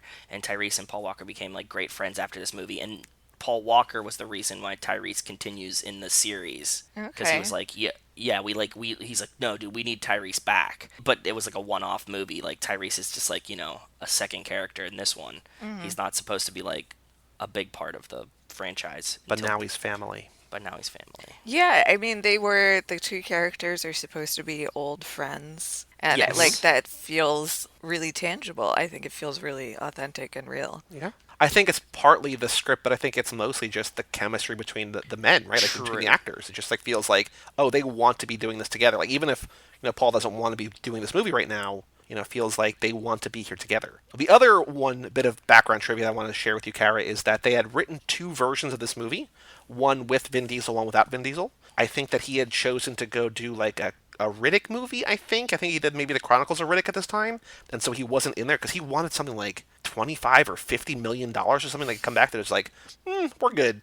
I mean, obviously he does come back because you know him sort of as the face of the franchise, but like this could have been like a wildly different movie if he had chosen to be. And I don't know what that story would have been, if it would have been him sort of on the run from the law and Brian going after him again or whatever, but didn't happen. But what else about this movie did you either like or dislike? I mean, I don't want to... Did you like the plot? Yeah, it was fine. It's still kind of a very loose plot, right? Yeah. Like Carter Verone's bad guy. They need to like race to work for him to catch him, but he's just general bad guy. He like probably what did they even say that he's in drugs or no? I think he's just in generic. I think we've talked about this before. I think Just it's crime. just generically import-export crime. I liked that when Brian and Roman?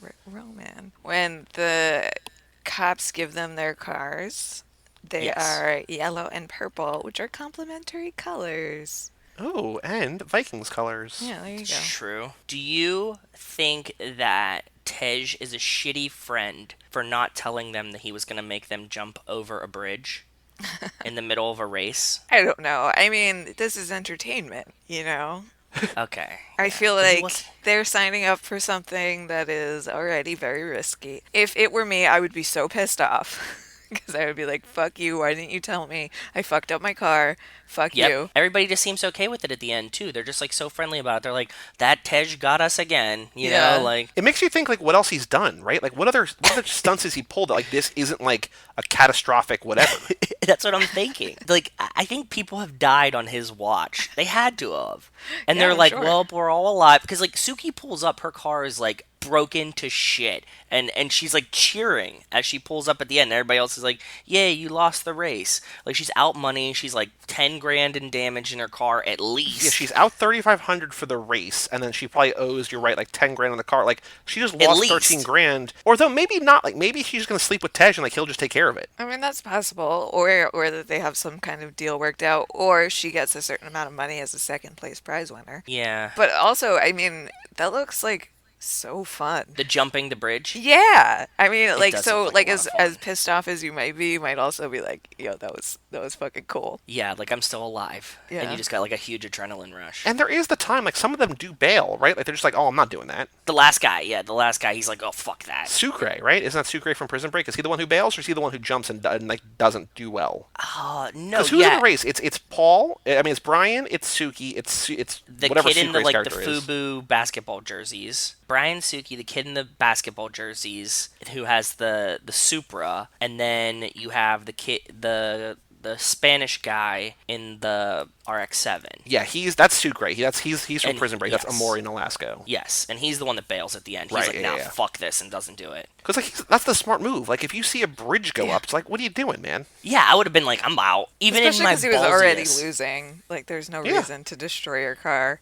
Yeah, this is another thing. So Suki's losing. She knows she's not going to make the money for the race because they had jumped. You know what I mean? She's like way behind. And then she's like, "You know what? Fuck it. I'm still going to break my car over this." Yeah, well, I mean, there's a certain amount of, like, needing to keep up with the guys. because she is- Machismo? Yeah, and it's not so much, like, ego thing necessarily as, like, they're going to give me shit if I don't at least try this sort of thing. Okay. Something I didn't think about. This is rep. why it's important that you have a woman's perspective on the show. This is, we just said this in the intro before you came on. Somebody wrote in, one of our listeners, one of our I don't want to pick favorites because it's a Sophie's choice, but one of our favorite people to get email from because it's just it literally we have no idea what he's about to say in an email.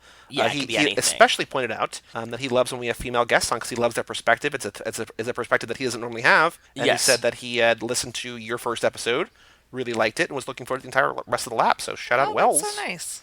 Right. Yep. But he was specifically saying like he likes the female perspectives, and you just said it, and we didn't even tell you that. So that's Yeah. awesome. So what about this movie, aside from the camera, did you not like? Like, what didn't work for you aside from, it's all new characters, it's a new world. Like, what here do you wish was sort of different or changed or more like the first or whatever? I wasn't as engaged in the story or the characters as I was with the first It's a little one. bit more passive, I think. Mm-hmm. Just as a movie, it's more of like a backgroundy kind of film. Do you have a least favorite scene? Was there something that you were like, "Oh God, like why did I do that?" I don't remember enough of it to have a least favorite scene. Do you have a most favorite scene? It's the scramble. Oh, yes. That's Scramble's great. crazy. What a nightmare that must have been to shoot, but it looked amazing. But it would just be fun too. I Yeah. think that would have been a fun scene to be in. Like when we always talk about this, and we were like, what character would you want to be in these films? Like, what would you want to be doing? And I think a person that was like driving my own car in the scramble would be like one of the coolest things ever to see come to fruition. I would be watching this movie 2 decades later and be like, that's me. That's the car that I had. That's me. I was sitting in a hot car for 10 days. Exactly. But I would still be amped, you know what I mean? Yeah. Like, you're immortalized in this movie that, like, now has become a huge thing. But, like, it would be so cool to be like, yeah, like, look, that's your dad, and he's driving his car. Like, they asked me to come there. I would be super stoked on it. I don't want to mischaracterize this character, but it seems like you're mostly sort of indifferent-ish to this movie. Like it's Yeah. just a thing you watched. The good thing about that is that this movie is essentially forgotten. When the next one we watch, when Fast and Furious #4 comes around, it's the reboot. They kind of retcon the timeline, sort of where people know each other. I mean, characters from this movie, like Roman and Tej, stick around. But for the most part, like, this is just sort of a standalone thing that, like, doesn't It have is. anything to do with anything. So I thought you might like the colors. I thought you might like the sort of the different elements of it. But the fact that you didn't is totally fine because, like, it all basically goes away. Great. Which is a weird thing, kind of. I like the Miami setting of it a lot, but yeah, we like pretty much destroy this whole movie. This could have easily been a spin-off side story that like has nothing to do with the chronology. All we do is get introduced to Roman and Tej for like the grand scheme of things purposes. And now that I've watched this a bunch of times, is it even more apparent now that I'm thinking about it that Brian is mailing in so many of these lines in this movie? Like Paul Walker just like delivers like the most dead acting of any Fast and the Furious movie in this one. I don't see it as much. I mean, I'm not close enough. I mean, I'm close enough to it, but maybe I'm not close enough to it yet. But I just feel like he's also. It might be that, but it also might be that he's trying to play this like disaffected, kind of Cop? cool, standoffish character, and like Okay. that's like the way that he approaches it. And it might just not be work because you can Yeah, it's like the psychopath factor. Tobin, who has been on this podcast, he was on the episode with Island we were talking about before. When I took his courses for screenwriting and stuff, he always talked about like when you have a character who's bored, the scene doesn't have to be boring. Like just because they're bored doesn't mean that you as a viewer have to be bored. I mean, Okay. I guess you can kind of effectively make the viewer bored to sort of bring them into the scene,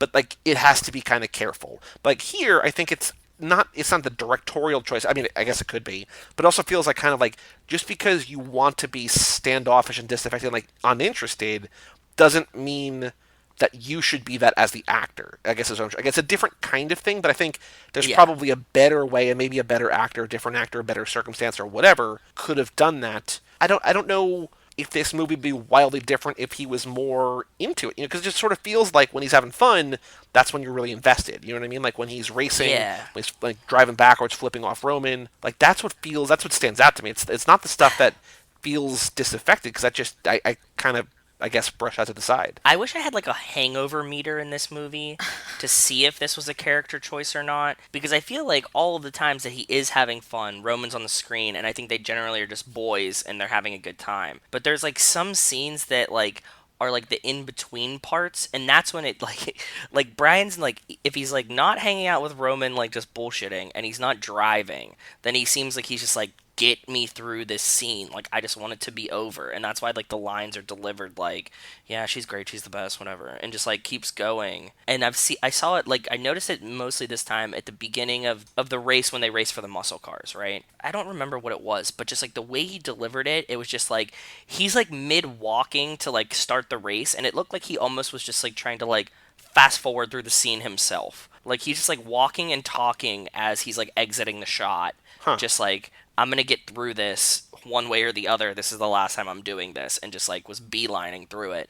And I was like, that's so weird to me. Well, I think there's truth to that because what we learned in the diagnostics thing last time is that he was actually doing a lot of these driving stunts. And so, like, if you're having fun doing that and you're not into the Yes. script or you're not into Exactly. the shoot or whatever, and you want to be like, you got it right. Like we're good here. Like I can see absolutely. I mean, I don't really pick up on that as much, but I'm also not looking for it. Like it Yeah, might be it was kind just- of confirmation bias in a sense, like not in a bad way, but like you'd seen it and now you're looking for it. You know what I mean? So That's maybe what I'm next at. time. Yeah, that's why I was asking your perspective on it, because I was like, is it just me who's seeing this because we talked about it and it was fresh in my brain when Right. I was watching it, or is it something else? And I really like your theory that maybe his character's trying to play like Joe Cool. Maybe he's just being like But he's being not a good enough actor to pull that disaffected. off. Yes. Yeah, he's trying to be disaffected by it, but it's really, it comes off like he's trying to rush through the lines or something. Yeah. Why was he so unhappy on this? I think that at one point he said he never wanted to do sequels of movies. Like, he wanted to be like a serious actor. Oh, And okay. like, and he said that he never wanted to. He was gonna, because he was gonna be Superman, right? So when we watched the I Am Paul Walker documentary that came out like a year or two ago, like he was basically like I think they offered They him were about to. He was about to like Superman. go to set. Like, he had done like I think he had done fittings. Like, he was basically like, you're Superman if you want. I think back like in the Brandon Routh like Superman Returns, like, we want you to be Superman for a decade, and then he's just like, no, I don't no, wanna it's be before that. part It was of a before that. It was like franchise. '98. I think, because it was before the Fast and Furious. He's like, I don't want to be the face of a franchise. I don't want to be the star of one thing for 10 years, and then he would go on to be the star of this the for star of 15 one years. thing. But like, I think it's just I don't know. Maybe he was just kind of antsy. You know what I mean? They sold it to him, and as we see in this movie, they didn't see this becoming a franchise here. Like, he was like, come on, just like, let's do a sequel, let's get this over with. He probably needed some money and was like, yeah, sure, I'll do the sequel, and like, didn't really feel like doing it, is what I'm guessing. When he got there, he was like, oh, Tyrese is really cool, this is fun. John Singleton's really cool, this is fun. But also, and like, the first one he did because he was boys with Rob Cohen, right? Didn't he do another Rob Cohen movie, Joey? The Skulls, right? Yeah. So he had like known Rob Cohen, and Rob Cohen called him, was like, "Yo, I got this great role for you," and he's like, "Cool." He thought this was like a one and done movie. So when they're like, "We're gonna change the director that you were friends with, you're gonna be in a sequel," like all of this kind of stuff, I can see like if I was like if I was young and trying to be a serious actor, and they were like, Yeah. "Now do the sequel," you'd be like, "Fuck!" Like, no, I don't want to do that. Yeah. So I'm looking now online. I'm trying to remember. I'm trying to find like proof, because I remember here, but I also don't know if we had just talked about this and like this is just what I'm remembering. But I found this thing Headcanon, on the yeah. LA Times from, I guess, when he died. Probably this came out, or maybe like a look back or whatever.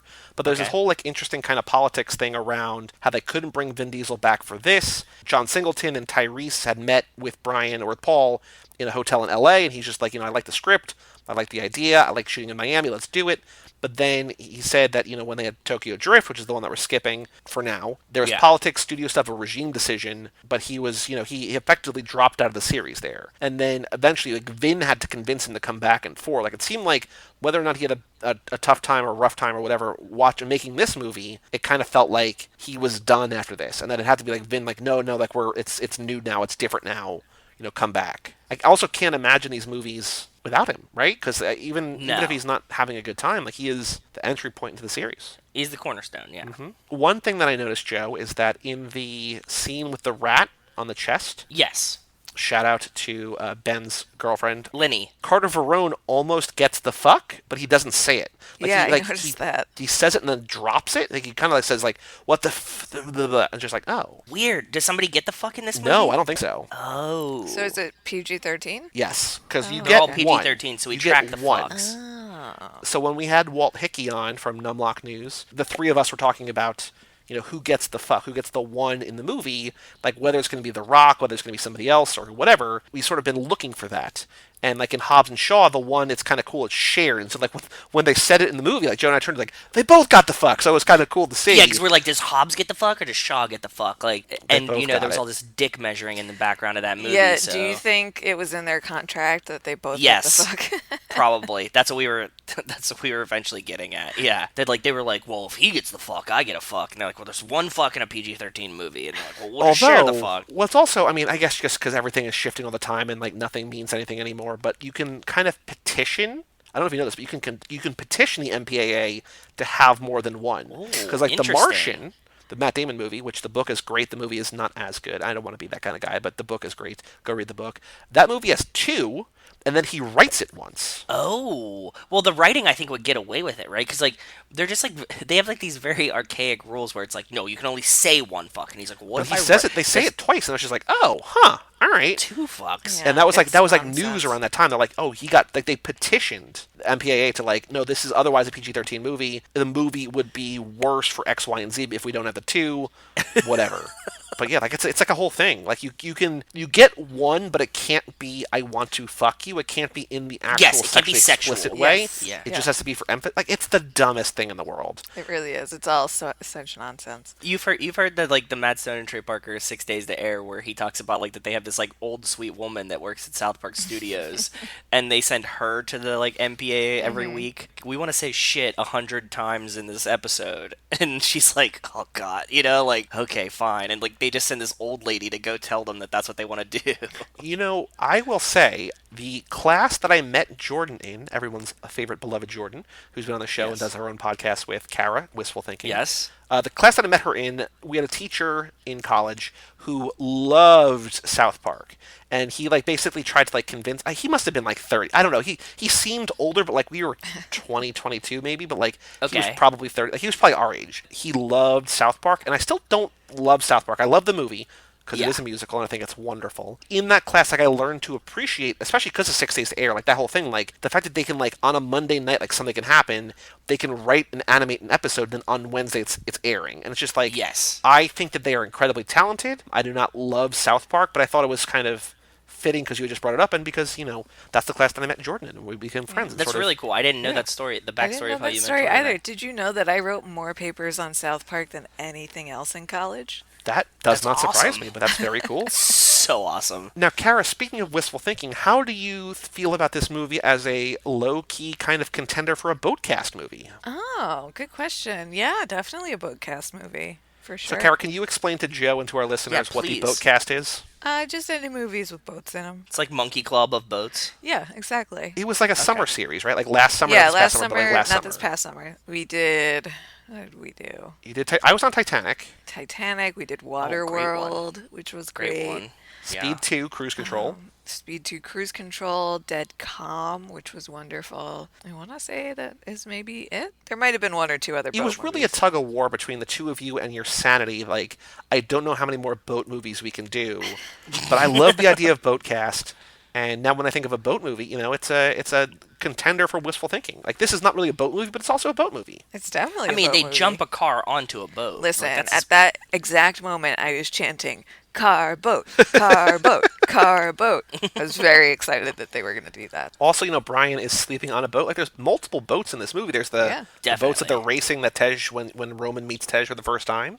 There's boats all over this movie. It's really Yes. more of a boat movie. That's not true at all. This is still very much a car movie. But this is more of a boat movie than any other movie in the franchise. So unfortunately, like the boat cast, like there's one clear contender in the Fast and the Furious franchise, and it is Too Fast. this one. Yeah, this is the prime boat movie. Kara, anything else about this movie that stuck out to you that in this what seems like you've already purged most of it from your brain? Anything else about it that you either really liked or didn't like, or just stands out, or might be memorable, or like 6 months from now you'd be like, oh right, I remember that weird one thing in this movie. Those guns that they shoot the cars with, are those real? Like, do those exist? They shoot like the the- cars the- with those weird the EMP claw EMP guns? Yeah. In theory, it works. I don't know Right. if those EMP guns. I think Let's that see they're if they- more likely to be real than it is for like someone like Brian while his foot is on the gas pedal Oh, well, to rip obviously. one off with his bare hands. Yeah. I mean, it that is was cool hilarious. as hell, but it's also like, what are you doing, my man? And then my other question about a car thing that I was unclear about is that I guess it's Brian's car. It might have been somebody else's, but when they roll up to that first drag race, there's like steam shooting out the side. Oh, okay. What's I the got deal that with one. It's not steam. If you have a turbocharger on your engine, the turbocharger uses exhaust to create pressure into the engine, okay? You're adding pressure into the engine with the turbocharger, Which right? you will see like in like close-up detail in future movies. Yes. What happens is you want the right amount of pressure, and if you start adding too much pressure, you can blow up the engine. And so that equalizes it. Yeah, it's a blow-off valve, and it's like if the pressure gets to this point, Gotcha. it releases some of that pressure. It releases some of the exhaust. So steam, basically. It's not steam. It's exhaust. Okay, but it's basically steam. Yeah. So you're Yeah. saying it's not steam, but what I'm saying is that it is steam.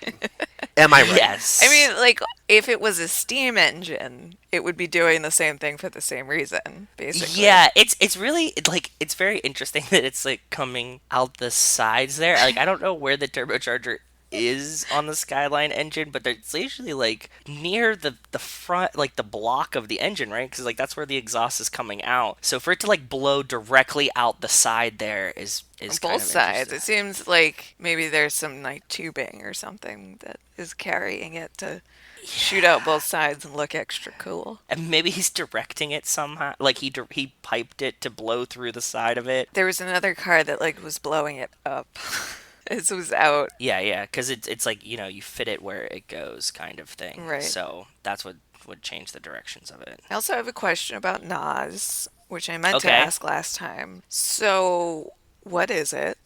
Nitrous oxide. Right. So, is that the same stuff that like people do hits of in the parking lots of fish Whippets. concerts? Yeah. Yep.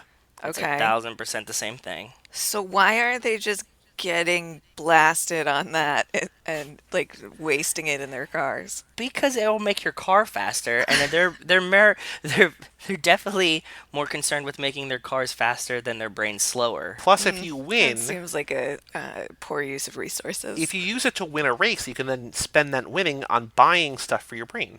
Oh, yeah, true. How much? Yes. I mean, Joe, do you know what the? I guess this is again the first one I'm thinking now of the minute again, but like what one of those big canisters would cost, or what one of the little Oh, canisters no would cost? idea. No, I But, never like, had a price out in NOS. Can people actually buy that? Like, isn't that a controlled Yeah. substance?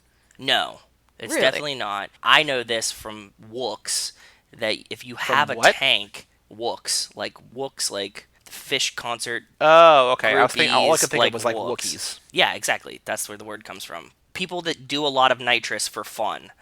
Are like The Chewbacca? consument. Do you know this term wook? Like what No. it means? I had never heard it before, and I know a lot of people who go to a lot of fish concerts. And you were definitely doing the thing where it's just like you're saying it louder. You're like, Wooks, like Wooks. It's like, well, I don't know. There's a whole group on Facebook called Colorado Big Game Trophy Wook Hunters. There's like a group of kids that go to festivals, and the stereotype is dreadlocks, they borrow everything, they don't shower, they love nitrous and ketamine. This is like their shtick. Like they don't wear shoes, they're constantly dirty, and like they live to go to fish concerts or music festivals and like camp. Yeah, I know so many of these people, and I've just never heard that word before. Really? Okay, Yeah. so it's definitely a common word, and like Colorado Big Game Trophy Wook Hunters go there, hilarious. And then they have Chads. Chads are all the people that go to Dave Matthews Band concerts, and the Chads So and the perfect Wooks are name. always fighting. It's like Chad Week, and they'll be like, "Goddamn Chads!" Yeah, okay. So what were we like? What was the original point of this? Why were we? Oh, because if you own a tank, or if you can find a way to buy a tank, you can get nitrous oxide, dentist grade nitrous oxide. Like there's a lot of places that'll just fill the tank for you. It's not a regulated substance. That's wild. It's like Yeah. it's an anesthetic. But you can also use it for other things like your car. So like if you're not like telling them what you're using it for, it's just a gas, right? So they can't really like ban nitrogen. Well, it's not just nitrous. It's nitrous oxide. It's a specific compound. They don't regulate it. Like you can just fucking go buy it. This if seems you want. impossible. Can you buy? Yeah, at nitrous? Airgas.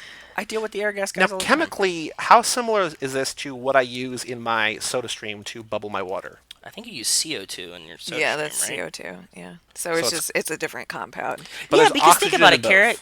Yeah, whoa, nailed it. Cool. Okay. But Carrot, you can go buy crackers and whipped cream canisters. Like, Well, yeah, but like so what's it? You're like, I have a really big baking shop, and I need a fucking full tank of whippets to make my cupcakes and like make my whipped cream. Like, you know what I mean? yeah. There's no regulation there. It's not like they take your ID when you buy those. Yeah, I don't know. We just live in a crazy, crazy country. It's very weird. Yeah, I agree. I know people that are like proud that they own a tank that they fill with nitrous oxide to consume, and they're like, "Yeah, dude, like let's just go get the tank filled." I think there's some states that maybe you can't, but like you can definitely do it. Okay, so I'm looking this up.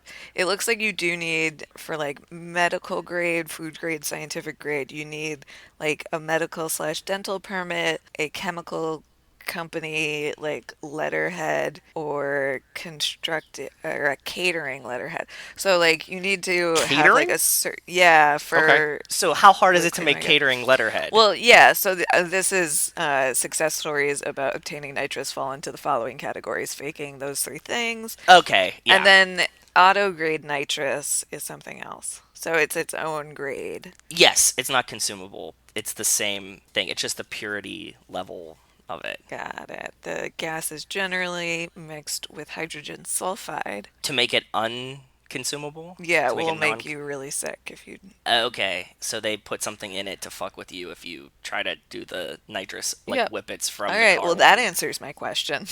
There you go. Never mind, I'm not gonna ruin that. Joey knows what I was gonna say. I'm not gonna say it. You'll see eventually. Any other thoughts, Joe or Cara, before we play a couple games? I just find Ludacris's speaking voice so soothing, and I want him to like read me audiobooks so that I can go to sleep too. Ooh. All right. I do like his voice too. It has a nice weight to it. Yeah. You know? It has a nice depth. I do like that. That's all I got. Oh, wait, no, that's not all I got. So, to circle back to the rat scene, I was watching it and I was like, oh, giving him the old 1984 treatment because in the book 1984, that's not actually what happens in the book. In the book, they put a cage of rats on the guy's head. Ooh. But this is a form of torture that dates back to like the 1600s, like the Dutch Reform era, where they would use a ceramic bowl and then put a rat in it and then heat that up. And I also learned in that Wikipedia article that this was a form of torture that was used a lot in South America, Ugh. particularly in Argentina. Where Carter Verone's from. Exactly. And he Yeah. would like it would have been going on during the time that he was living there. I found that to be a very interesting Wow. detail. That's a very interesting detail. I wonder if they did the research for that or somebody just came up with it. It seems like it can't possibly. It's such a specific thing to do to a person. It seems like it can't be Yeah. a coincidence. Not like break his finger or something like that. Yeah. Yeah, makes sense. I think now is the time to play everyone's favorite game. This ain't no 10-second race, aka Boy Do We Have a Podcast. Isn't that the last game? Are we playing that game last? You are going to ask this question probably every time we play both games. Oh, God damn it. This Okay, always sorry. comes first. 100% of the Okay. time comes I first. believe you. My brain just doesn't Will register not that. remember. I'm sorry. No, it won't. I don't remember. I don't remember. So last episode, I found at VeekThor19 on Twitter said, hashtag instead of vaping, watching Hobbs and Shaw over and over again, boy, do we have a podcast for you. Nothing. Joe, you found at Unflavored Chip really liked Jesse in the Fast and Furious movie, sad face, R.I.P. Boy, do we have a podcast for you. Nothing. Damn. Cara, you might see where this is going. You found at Nat_421, who replied to at Kylie674. Does anyone know of any good podcasts? I want to start listening to them while driving to school in the morning. Natalie said, ooh, girl, I got you. I'll DM you some. Boy, do we have a podcast for you. Nothing. So, again, par for the course. No pressure. Cara sent hers already. So, Cara, I'm going to put this here. If you want to read aloud to Joe and to our listeners Please. what you found. What podcasts are people listening to? ? We have a ton of driving coming up? ? Well, at Weekend Friends, boy, do we have a podcast for you. Send. Oh my god, I got the most perfect one. All right, Can't wait Joe, till the send yours end. because I found a couple that I really like, and I want to see if you found one. Because I'm going to read a couple, but I know the one that I want to do, but I want to share these 3 wonderful tweets with the world. So read yours, and then I'll save mine for the end. Okay, so first up, I found there's this account at MTA Truth, which I think is just like a parody burner weird account. Nothing gets likes. I don't know what this is, but it's just people making fun of the MTH. I'm not gonna send this, but it just says I don't think that they respond to things. So I think this is like this is a weird rabbit hole. F trains are probably witches. Notorious wanted criminal Dom Toretto, nursing student Mia Toretto. Odd connections between. What? I don't know. I think this might be a Russian bot. Yeah, it definitely sounds like it. And also, the display name is MTA Truth, but like with Cyrillic characters. I like this. Just feels like one of those where it's like taking one sentence from here and one sentence from here and Yeah. trying to form. I mean, a it's sentence. definitely a bot. I just don't know where it's from, but it looks Russian because it's like that's not a normal human syntax. This is again maybe also a bot, but I like this one too.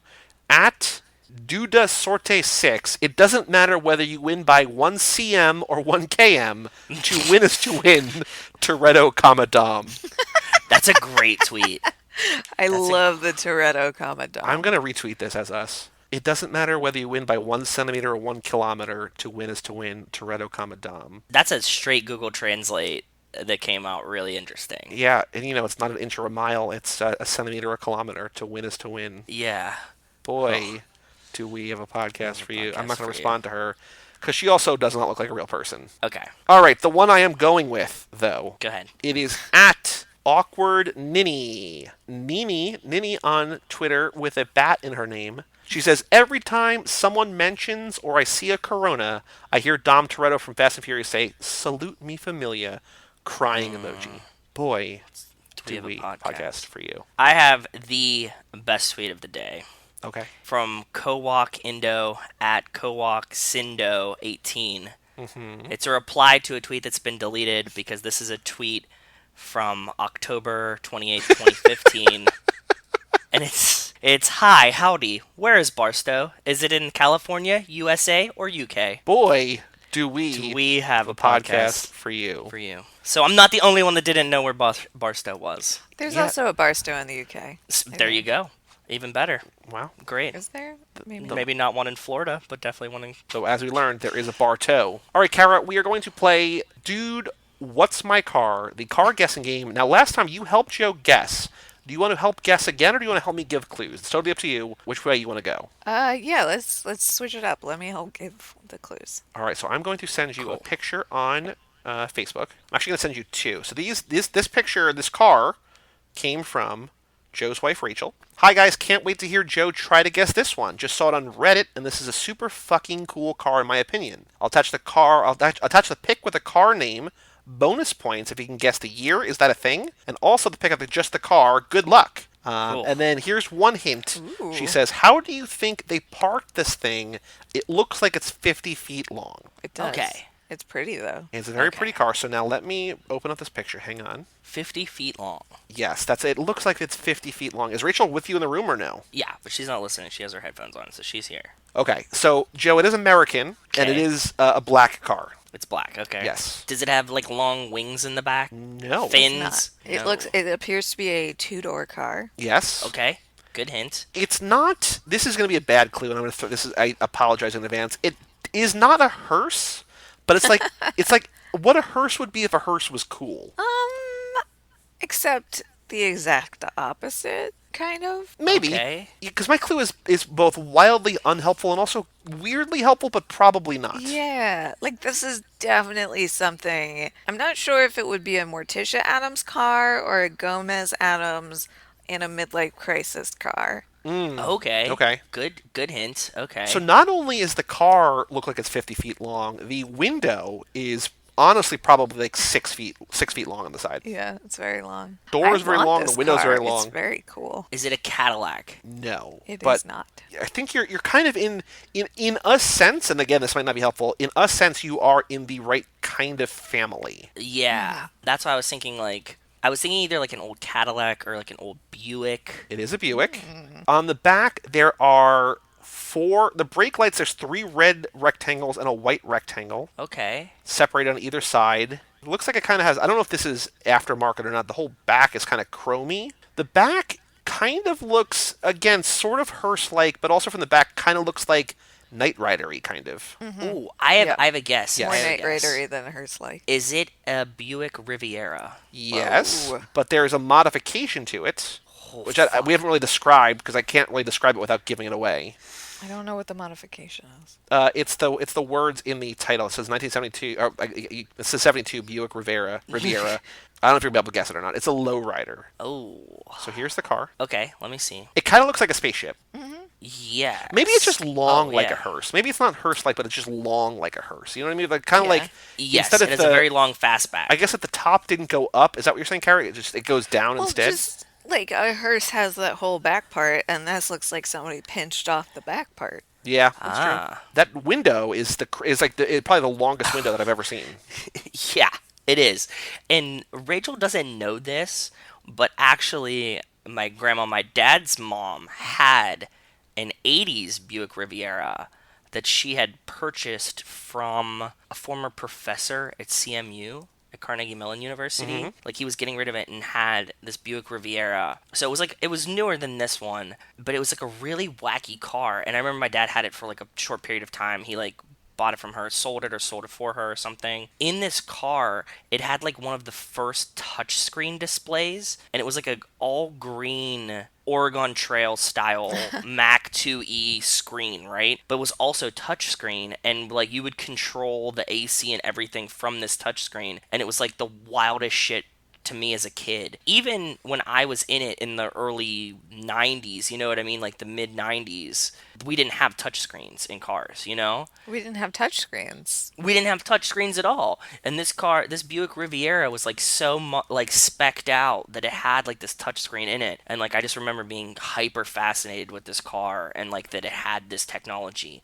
And I was like, what the fuck is going on here? Buick Riviera has a weird special place in my heart. Not one that it's this old. Very, very cool. Very good pick too. And I'm glad that I got it pretty quick too, like guessing wise, right? Like I think I was pretty good with it. You guys gave great hints. I could see the back when you said like the back was like this weird shape, like the V shape. The older ones definitely had this weird V shape to it. The newer one, like the 80s ones, were like more roundy, but that's very, very cool. Well, there you go. You nailed it. Awesome. Thank you. Well, Cara, thank you for joining us once again for Too Fast, Too Furious. Now, important note to you and to our listeners. Next time you're on. So next week Joe and I are going to do the Hyperdrive TV series, the Charlize Theron produced Netflix series, American Ninja Warrior for cars, Hyperdrive. Next week we're doing that.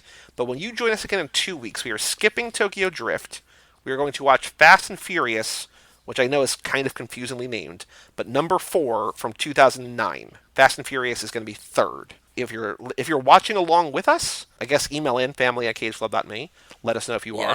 But we are skipping Tokyo Drift for now. Chronologically, 4 comes next. So, Cara, I hope and I think you're going to like 4 more than this one, but we'll see. We'll find out. In 2 weeks. For all things Too Fast, Too Forever, you can go to cageclub.me, facebook.com/TooFast2Forever, or at TooFast2Forever on Twitter and Instagram. Email us, family@cageclub.me. Check out our Patreon page at TooFast2Forever.com and vote, if you have not yet, on the which Paul Walker movie are we watching this lap. Come back next week, as I just said, for the Hyperdrive episode, the Netflix series, all 9 or 10 episodes, I think. And then come back in 2 weeks where we're sort of rebooting new model original parts, Fast and Furious 2009, number 4. I'm Joey Lewandowski. I'm Joe too. Oh, and I'm Cara Gael O'Regan. And we'll see you next time right here on Too Fast, Too Forever.